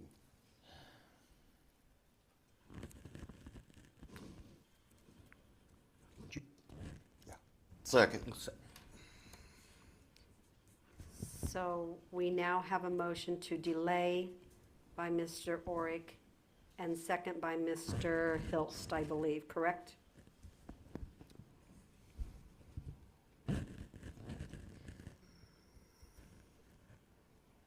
Do we need any further discussion of what Mr. Orick is wanting to do? I don't believe so. We're all pretty certain of what he wants.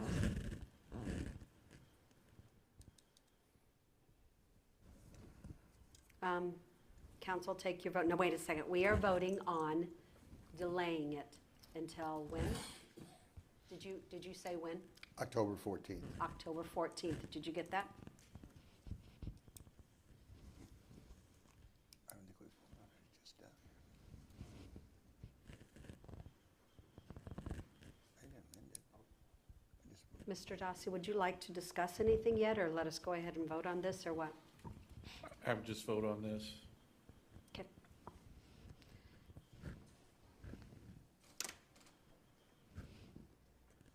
Council, take your vote.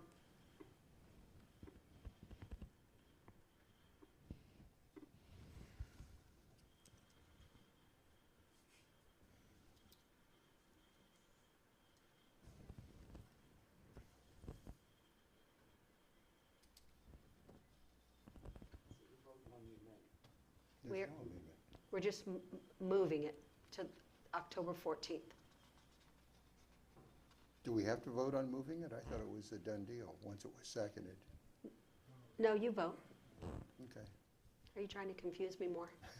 I'm not exactly straight. Okay, motion passes 4-2.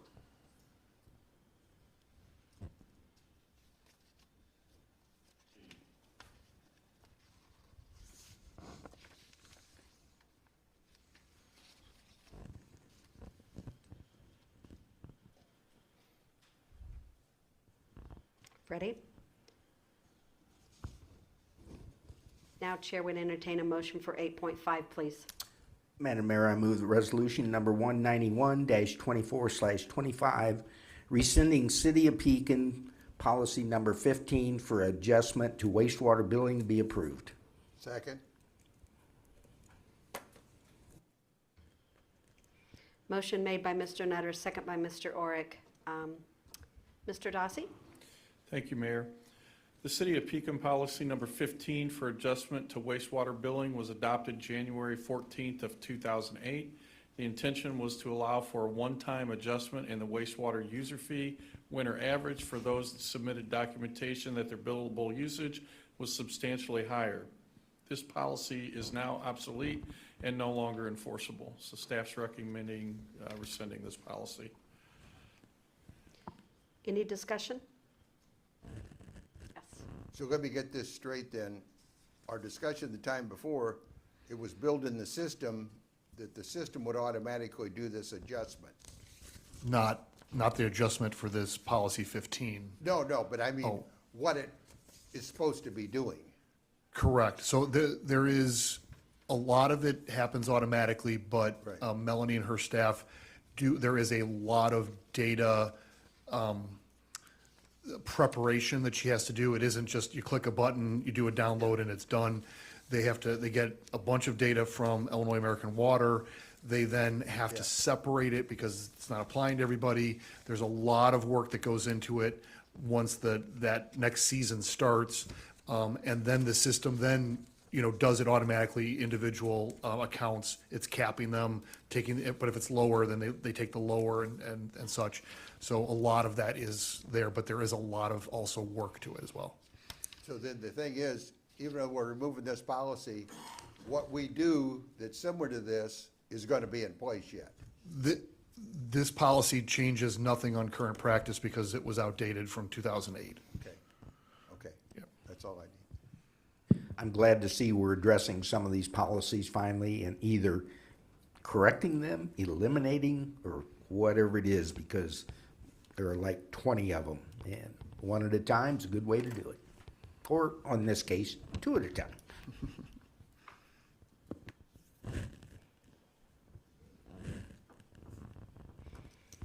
We are voting on rescinding, correct? Correct. Council, take your vote.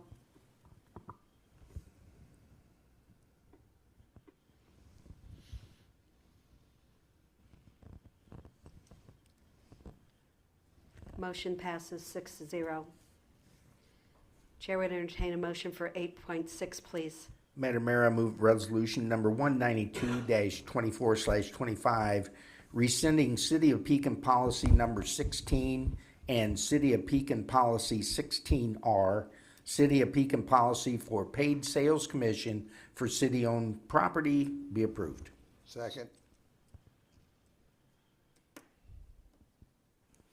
Motion made by Mr. Nutter, second by Mr. Orick. Mr. Dossi? Thank you, Mayor. This policy was originally intended to give incentives to realtors to encourage their clients to locate their business in Riverway Business Park. An amendment in 2010 increased the sales commission and included all city-owned property to encourage realtors to actively search and solicit business to locate in Pekin. The policy was effective for 1 year and is no longer considered a best practice. Thus, these policies need to be rescinded. Council?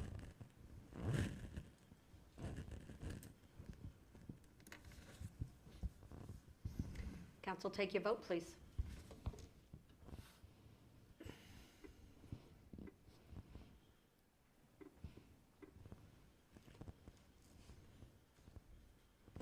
Motion passes 6-0. Chair would now entertain a motion for 8.7, please. Madam Mayor, Forgot it. Madam Mayor, I move that ordinance number 4237-24/25, approving and authorizing the execution of a TIF district redevelopment agreement by and between the City of Pekin and Patricia Frederick, Pekin East Residential Tax Increment Financing District be approved. Second. Motion made by Mr. Orick, second by Onken, got too many O's there, second by Mr. Orick. Mr. Dossi? Thank you, Mayor. Patricia Friedrich has set closing for the property at 12 Ashwood Lane and is seeking incentives under the residential TIF policy. The redevelopment project is a new home with a total investment of $420,000, $37,000 of eligible expenses. Under the existing incentive policy, the total incentive given from the TIF fund will be up to $37,000 in property tax increment rebates over a period not to exceed 10 years. The actual incentive given will be based on the eligible expenses incurred in the new property assessment after project completion. And Josh Ray is available with any questions. Any questions? I just have one. Did we have to use Jacob and Klein for this? Yes, they draft all of the resolutions and ordinances for the TIFs. Is there any reason why we have to use them? We have a professional services agreement with them. I don't suppose that we would have to use them if, council wanted us to start doing it more in-house. We could have a discussion with them. Okay. Do you know what this costs us from Jacob and Klein for this? Not in particular. They probably spent, an hour of billable time on it. Okay. So $250 or so. I believe your capabilities would have more than enough to do something like this. I don't disagree with you. Yeah. We agree to disagree. Council, take your vote, please.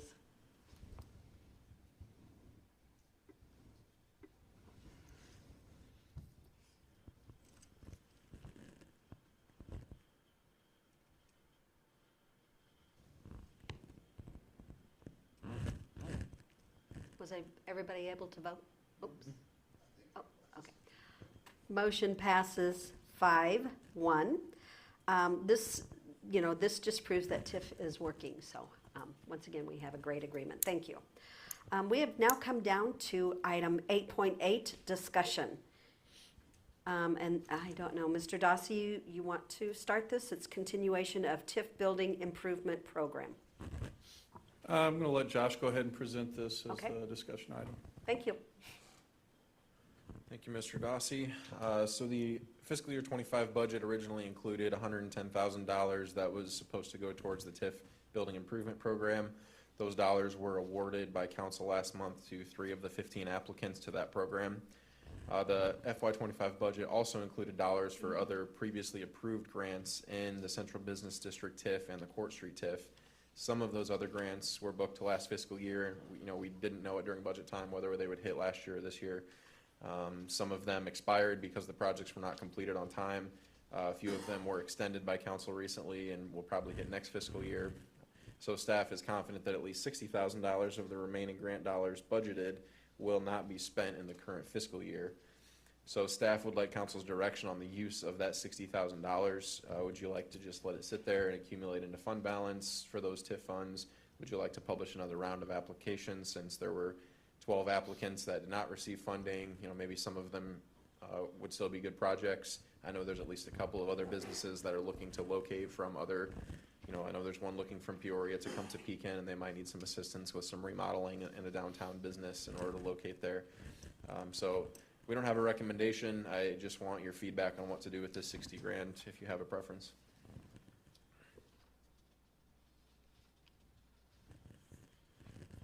Any preference, Well, discussion? I'll start.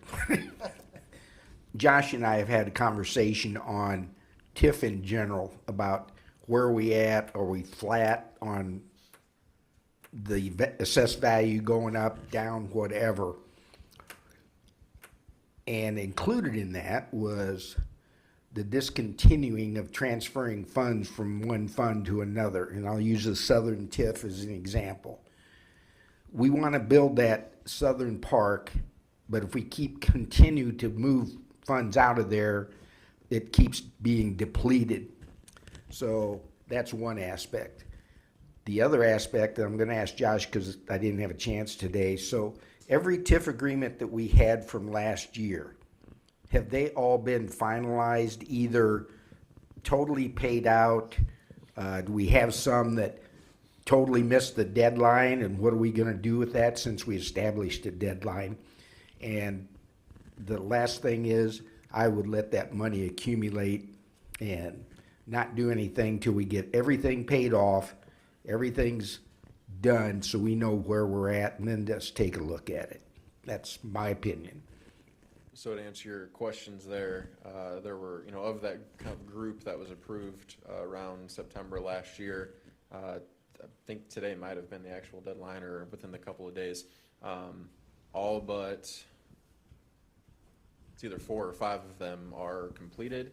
One of them, I received the documentation a couple days ago. I think the check went out today, or she picked up the check today. One of them was, 2 of them were extended, and then another one, I just have to send the info over to Jacob and Klein, so that check will be written, but they met their deadlines.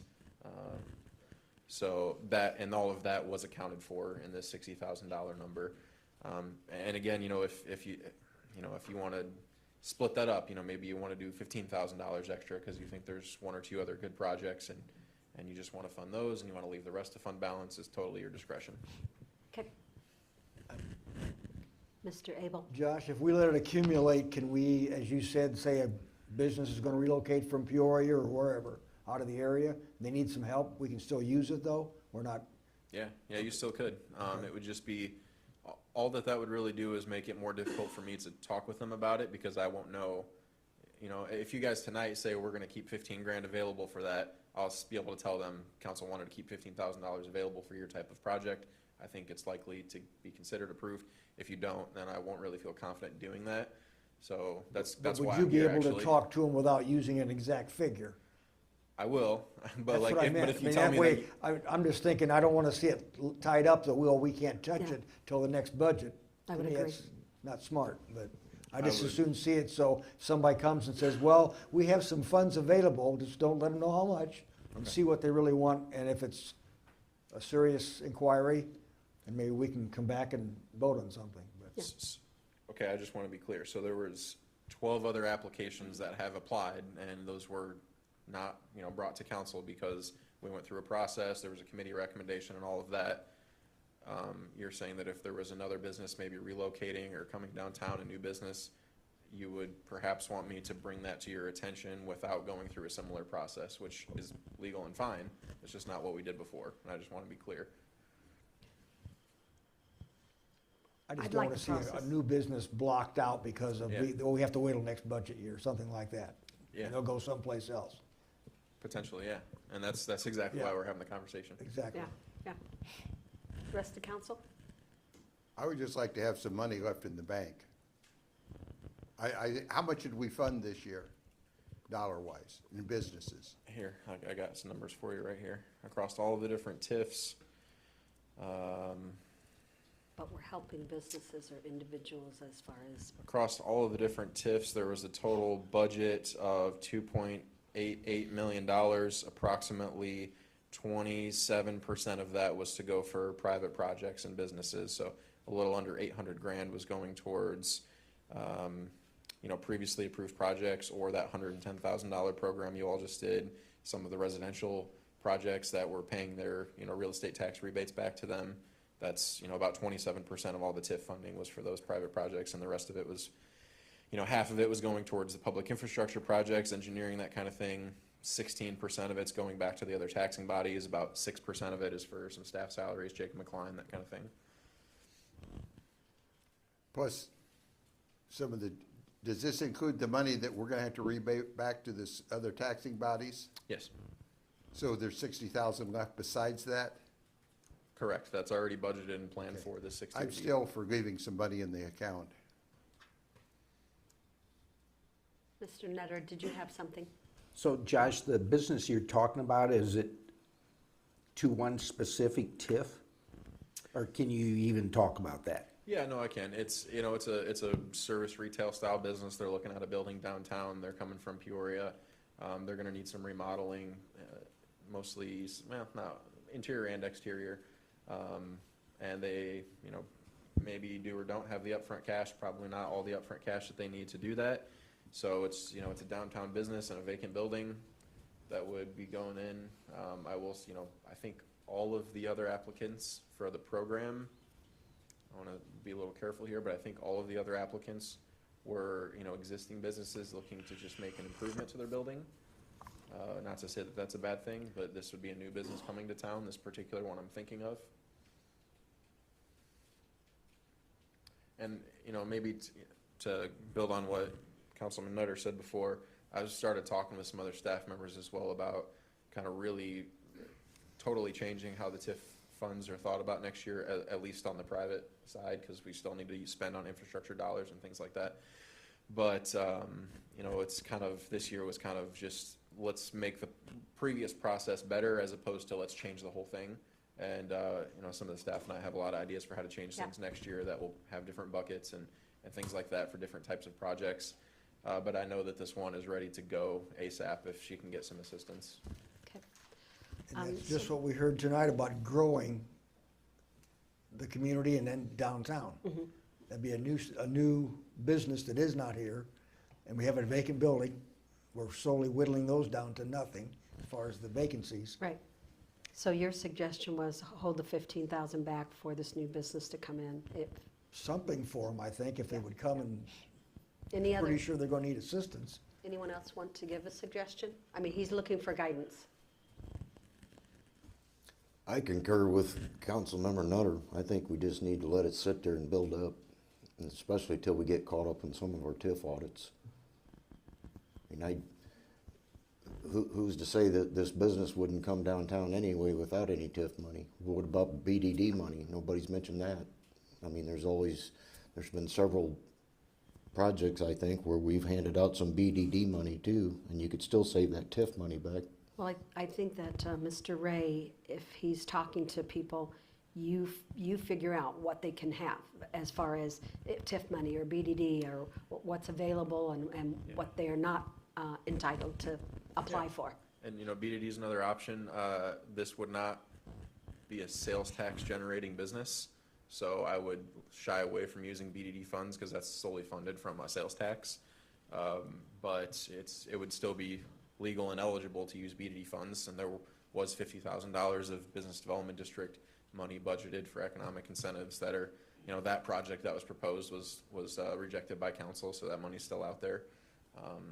I would tend to, you know, prefer that for a sales tax generating business to further on that sales tax in the BDD, but that's up to you. I think TIF money is there for development, and we've got to keep moving the city forward, and if somebody's willing to bring a new business to town, I'm good with what Mr. Abel is saying. Let's do what we can to bring businesses to town.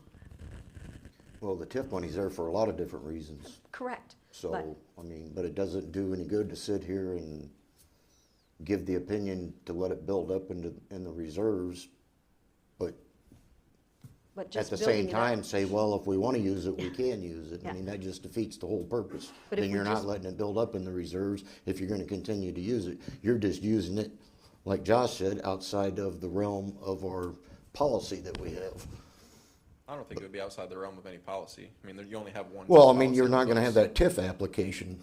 No, we would. Yeah. We just wouldn't have followed the same process as this last committee review, which is not a policy on the books. It was just a program we put You just together let for the us do summer. it. You're still going to be able to go in and take money out of that TIF fund anytime you want. That, to me, is not letting it build up. That's just my opinion. So I'm gonna ask this question aside with all this. So what do we have in the CBD balance right now? All right. DB, So I'm gonna let Bob or Eric correct me anytime they think I'm saying something that I shouldn't be. Or don't Or exclude that Roy. I don't have, or Roy, that I probably don't have accurate information for. But according to the spreadsheets that I've, you know, held since budget time this past budget season, the Central Business District TIF was gonna end the budget year with about $80,000 left if we spent everything and received all the revenues that we planned. And that would include spending this 60 grand. So if you don't spend this 60 grand, that 80 would be a little higher. So you'd be up to 140 roughly. It'd be between Central Business and Court Street TIF, so call it 100 in the Central Business Okay. TIF, and then the Court Street TIF was supposed to end the year with a couple $100,000 left. Not a lot. Okay.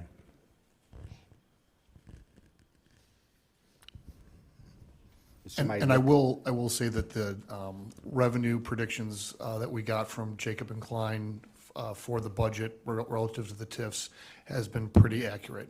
So it's been tracking. Well, I hate to turn down a new business of some sort, I know it. but do you know how much they want? Or are you looking that this is how much we have to offer type thing? No, I mean, they don't need 60 grand. And so this business, I would be hesitant to say in public session without talking to them Sure, further, but sure. it's not in the neighborhood of 60. Okay. I just don't want to see us in the position to tell them no, because that's like saying we're closed. Yeah. And that's yeah. a bad We're trying to move impression. this We're city trying to forward, and start TIF is something there new for a reason. and give them a different impression of Pekin. You get one out of town, maybe the word gets out, hey, somebody else might come here. He from can another open town. for business. Yep. So I'll just reflect to you what I'm kind of hearing. I think Okay. the consensus at least is don't put out another program for everybody to just apply to, but if seems like a good project coming to town, feel free to negotiate with them and bring something to council for consideration. Absolutely, my Yep. opinion. And probably not the whole 60. Yeah. And there's always a possibility you could bring it to council and it doesn't pass too. Yeah, that's. I mean, yeah. that's Yeah, the other. that's I true. always tell businesses that, Sure. right? Yeah. I mean, nothing is done until council Right. votes. Right, Yeah. okay. Right. Thank you. Discussion 8.9, please. Healthy Homes CDBG/CV grant application through DCEO. Mayor, this is a project or opportunity that came to us for the Department of Commerce and Economic Opportunity. There are substantial time constraints on this opportunity, and staff is seeking a level of support from the council prior to investing a significant amount of time to develop and submit this application to the DCEO. And I'll have Tina kind of talk a little bit on it, and I think Nick McQuaid as well. Tina, the floor is yours. Thank you. Council support is required to apply for this opportunity. We're not asking for that support now, we're asking for guidance on this. Prior to investing in this time that would be required to develop the program, we need to know if council supports this. Now, the potential award could go from $250,000 to $2 million. We intend to apply for $500,000. There's no match requirement on the grant. It is a reimbursement grant. It lasts for 24 months. The submission date is November the 6th. However, we have to have a public hearing and a 7-day comment period prior to submission of the application. There is the possibility of 7% of the award being for direct delivery costs, which would help pay for Nick and I's time. We do have to develop a program to administer these funds, which would include an application, a marketing approach, a delivery mechanism, and compliance monitoring. The program has to tie back to the coronavirus requirements, that's the CV. Under the CARES Act, they must be used, these monies must be used to prevent, prepare for, or respond to corona. The program must meet the low to moderate income national objective of the CDBG program, which means that rental units must be occupied by low to moderate income persons. The owner need not be an LMI resident. That is a DCEO requirement. The whole program is to replace HVAC units in single-family rentals or multifamily rentals from 1 to 6 units. There is a very tight timeline on this. The program design must be completed by the end of this week in order to publish the public notice on October the 2nd. The public comment period would open on October the 14th. The public hearing would be October the 14th with a council resolution of support at that time. The council must approve the program design and the application submission on the 28th. And then all of these documents would be submitted to DCEO via FedEx, not electronically, by November the 1st. And with that, I would take any questions. Wow, that's quick. Mr. McQuett, any comments? I think it's a great program. I think it's a much needed type of program. So, you know, being in the field, we see quite a few apartments that could use this. Okay. You know, a lot of the older units we go into have unsafe HVAC equipment, and I think this is going to help fix those. Would these units also be more energy efficient? Yes. And besides rental units, does also apply to owner occupied? No, it's only for rental units. Because I know some people around me that they're low to moderate income and they own their home. But as they've gotten older, they've fallen into the low to moderate income, so we wouldn't be able to help them say, Not But with this these is- funds. There is a potential that we could develop a program for the regular CDBG program that would be an owner-occupied rehab program with a limited basis okay, to it, not unlike something that we ran before, but on a much smaller scale. okay. And this is just for rental. Rental units, that's what I wouldn't make clear. Yeah. Also then, what happens, who keeps it, how long do they have to keep the rental units in low to moderate income after they've got this grant? That would be part of our program design, which the city would set. In my mind, it would be at least 3 to 5 years. And they would have to sign that as part of the grant agreement for the funds. But we would take your guidance on that as to what council wanted to see. Because if it's 3 to 5, how do you know, when they get the grant, there might be different people then move in and out on rental units to where they're renting to people that aren't in low to moderate income levels. Yeah, that How do would, we ensure that for the 3 to 5 years? that would be difficult. I haven't really figured that component out yet. Sorry. I still have a whole week. Okay. I can say that we do plan to put a lien on the property so that if people try to sell their property with the Yeah. enhancements in it, Okay. the money would come back to the program. Nice. Okay. Yeah. I totally support it myself. So do you think, I know you will, make the deadline, right? Absolutely. Because I don't want to give you an okay and you didn't meet the deadline, then you got to face the music again, so. No, I totally support it, it's a great idea, hope we can get $500,000, that'd be great. I think you've got, unless anybody else want to say anything? Good. I think you've got support on apply for it. Thank you. Thank you. Chair would now entertain, now we are going to 8.10, discussion item again for foreclosures and vacant property registration. Mr. Dossi? Yeah, I'm just going to have Nick McQuitt speak on this. Mr. McQuitt?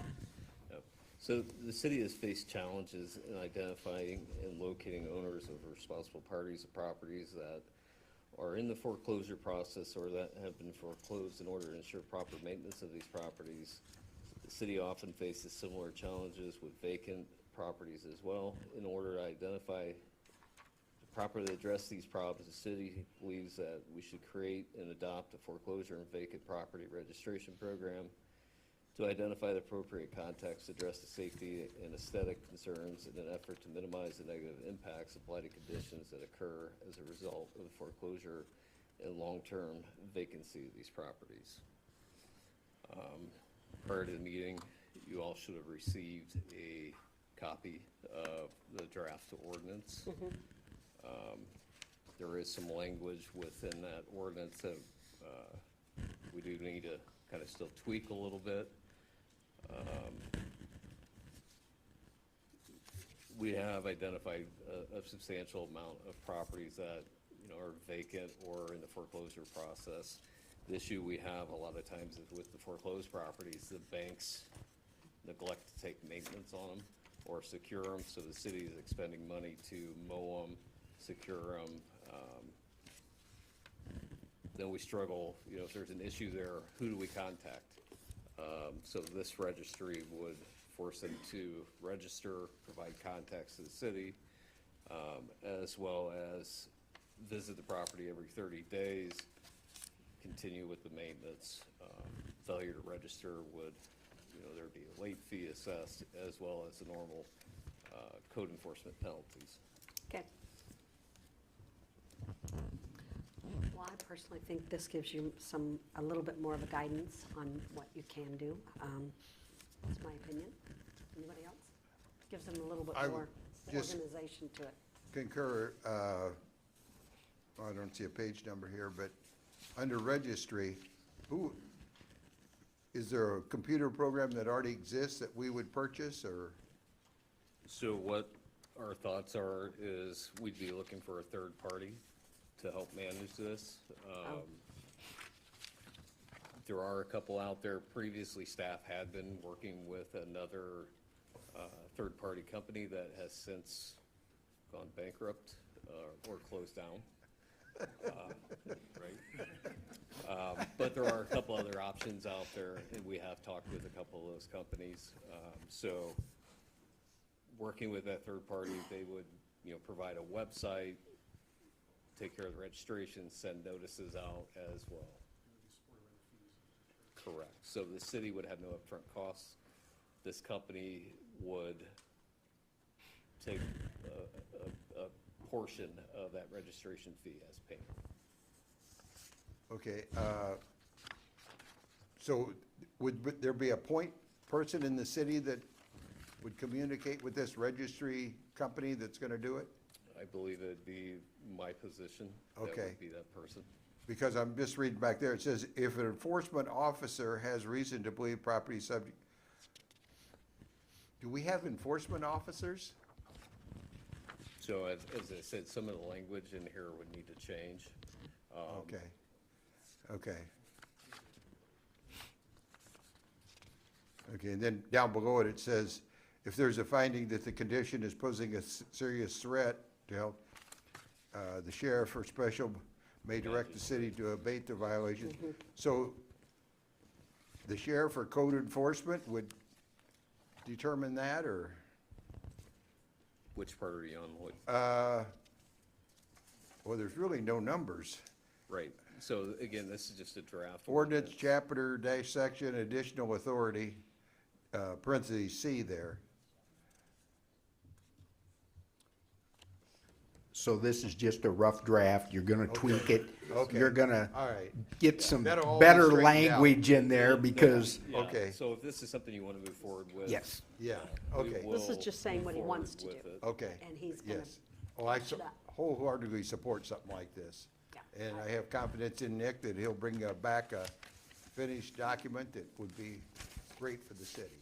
Well, like I said, I think it gives him more organization to, So, a very and I difficult- will bring up, a couple other local municipalities do have an ordinance very similar to this, as well as the registry, East Peoria being one, West Peoria being another. okay? Peoria, I would have to say Peoria has something that's, Yeah, so it's just not a problem to Yeah. peek in, right? okay. Yes. I think we're in agreement to move forward with something like this. Thank you. I'd like to make a comment. Oh, excuse me. I thought you were Nick, done. I no, apologize. Nick, no, it's okay. Nick and I have talked about this off and on, and what was it, Thursday? The day we did that inspection or went? Yep. So I had an opportunity to go with the fire department and Nick on an empty building inspection. And when I walked out and we were done, Nick says, "This is why we need this ordinance." And I said, amen to that, because I just was mind boggled what was in that quote, empty building. That empty building was not so empty. So this is one of those, just happened to be timing perfect. And there's a lot of stuff in the or in the ordinance that you want to pass, I think is going to be really good for the city. And as we've gotten in the consent agenda, a couple foreclosures and everything that are in there that really open not only the initial one, but something a lot larger than that, it's the thing we need to do for the city for all these empty buildings. So totally in support. Well, I don't know if this is the proper time to say it or not, but with Mr. Nutter saying that he went out with you, Nick, I had the opportunity to go out with code enforcement, and when I first started this position, our city engineer drove me around to a few things in town. If any council member ever get that opportunity to do anything that staff might invite you to, please take the advantage of doing it. It gets you more connected with the city, and you see what they deal with every day. So if you ever have the opportunity, no matter what department, if you're invited, do so. Okay. We are, now down to number 9, any other business come before council? Mayor, I Mr. don't Dawson? believe there's anything from staff. I do know several of us did just attend the IML, and it was bigger and better than what I expected this year. So thanks for that opportunity. Thank you. Mr. Hills, oh, excuse me. If I could just add one thing real Yeah. quick. I know that Councilman Nutter has asked on numerous occasions in the past. We've been written up in our management letters from the audits about not being caught up on cash recs. We are actually caught up on cash recs. Yay! So, big hand to particularly Rebecca on our staff, who has done is literally like gotten 3 years done, worth of stuff and at the beginning of those, 3 or 4 years old stuff, it was quite messy. It's definitely, it's paid dividends that we've improved practices as we get closer to today. But, yeah, she got up through August, so we are up to date. Excellent, excellent news. Mr. Hilst, I have nothing. Mr. Abel. Two quick things. I'm always asked about electronics recycling. Well, the county is going to take care of that for one day. Free electronic recycling, Saturday, October the 5th, 9 to noon, at the Festival Building in East Peoria, 2200 Washington Street. You must prove you're a resident of the Tazewell County. So that's Did you say 9 to noon? 9 to noon. And those are, if you're not a resident, they will provide you to pay the fee for TVs, computers, et cetera. Excellent, thank you. And one last question, do we have any idea what is owed to us in parking tickets? We can run a report I for just you on wondered. that, yeah. Why I don't know off the why top I of my ask head. is one of the cities around us has made the news lately with a very large amount they're owed, and they're getting pretty tough on the ones that are the OEs, I guess you call them. Very good. I just wondered what ours was. We talked about a year or two ago, and just didn't know if it was unusually high or not. Yeah, I mean, I could tell you, I could give you a number that's not paid, but you have to keep in mind that we're part of that iDrop program. Right. And because of that, we constantly get revenues coming in from that, and it's constantly changing, but I do know that we have probably a significant amount outstanding, but that being said, we do collect on them, maybe not today, but we will at tax time eventually. next year, or, wherever they're at on the list to pay us. Okay, thank you. Thank you. Mr. Nutter. Two things. Excuse me. Dean, do you want to elaborate on our cleanup, since we talked about that through Mr. Abel and everything? Same day, yeah. Yeah, same day. Saturday? You talking about this Saturday? The 5th. Or the 5th? The 5th. Okay, the 5th. Yeah, I mean, it's open to the public from 8 to 2. Standard bulk waste. No electronics, no tires, no paint. Same. So, City residency. city residency, and my guard dog Doug will check license as you come in the gate. Okay. Second thing is downtown event this Saturday night, Stone Cold Cowboys and Mixtape Mayhem. One of the final concerts downtown this weekend. So hope we have good weather and have a good turnout. I did too, because fall is definitely setting in on us. Mr. Orick. I'd just like to thank Josie for all the hard work she did and the good job on getting Derby Street open. Looks nice, drives nice. Thank you for that. And also then I have a couple questions. The detention pond down there, it looks like there's a lot of growth coming up in that again on Derby Street.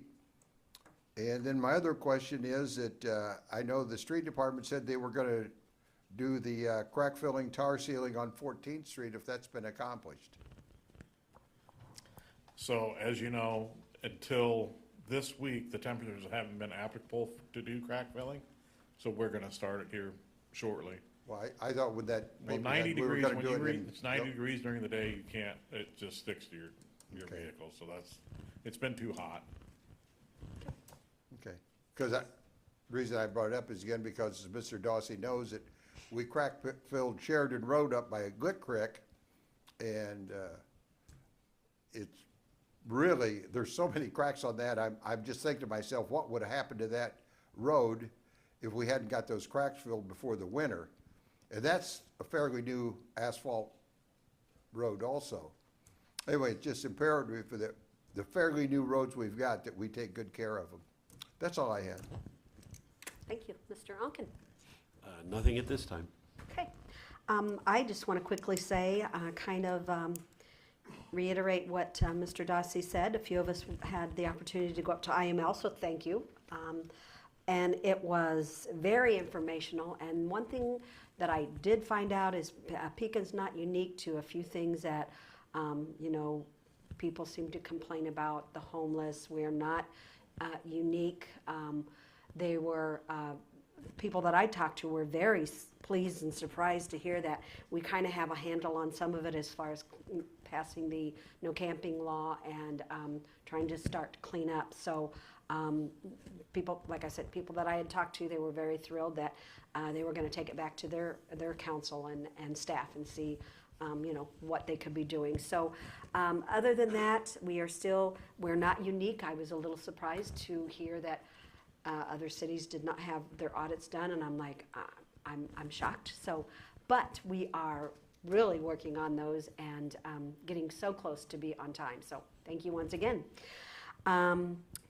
That's all I have to say, other than Chair would entertain a motion for item number 10 for executive session.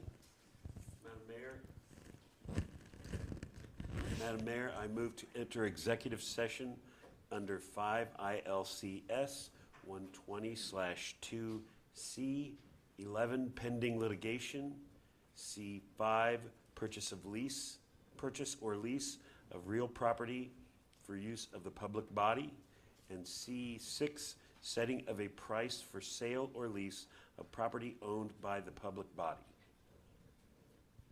Second the motion. Motion made by Mr. Onken, second by Mr. Orick.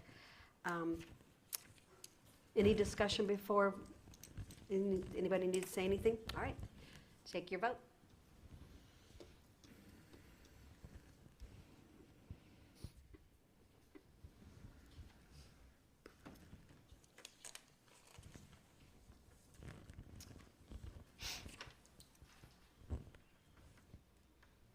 Yeah.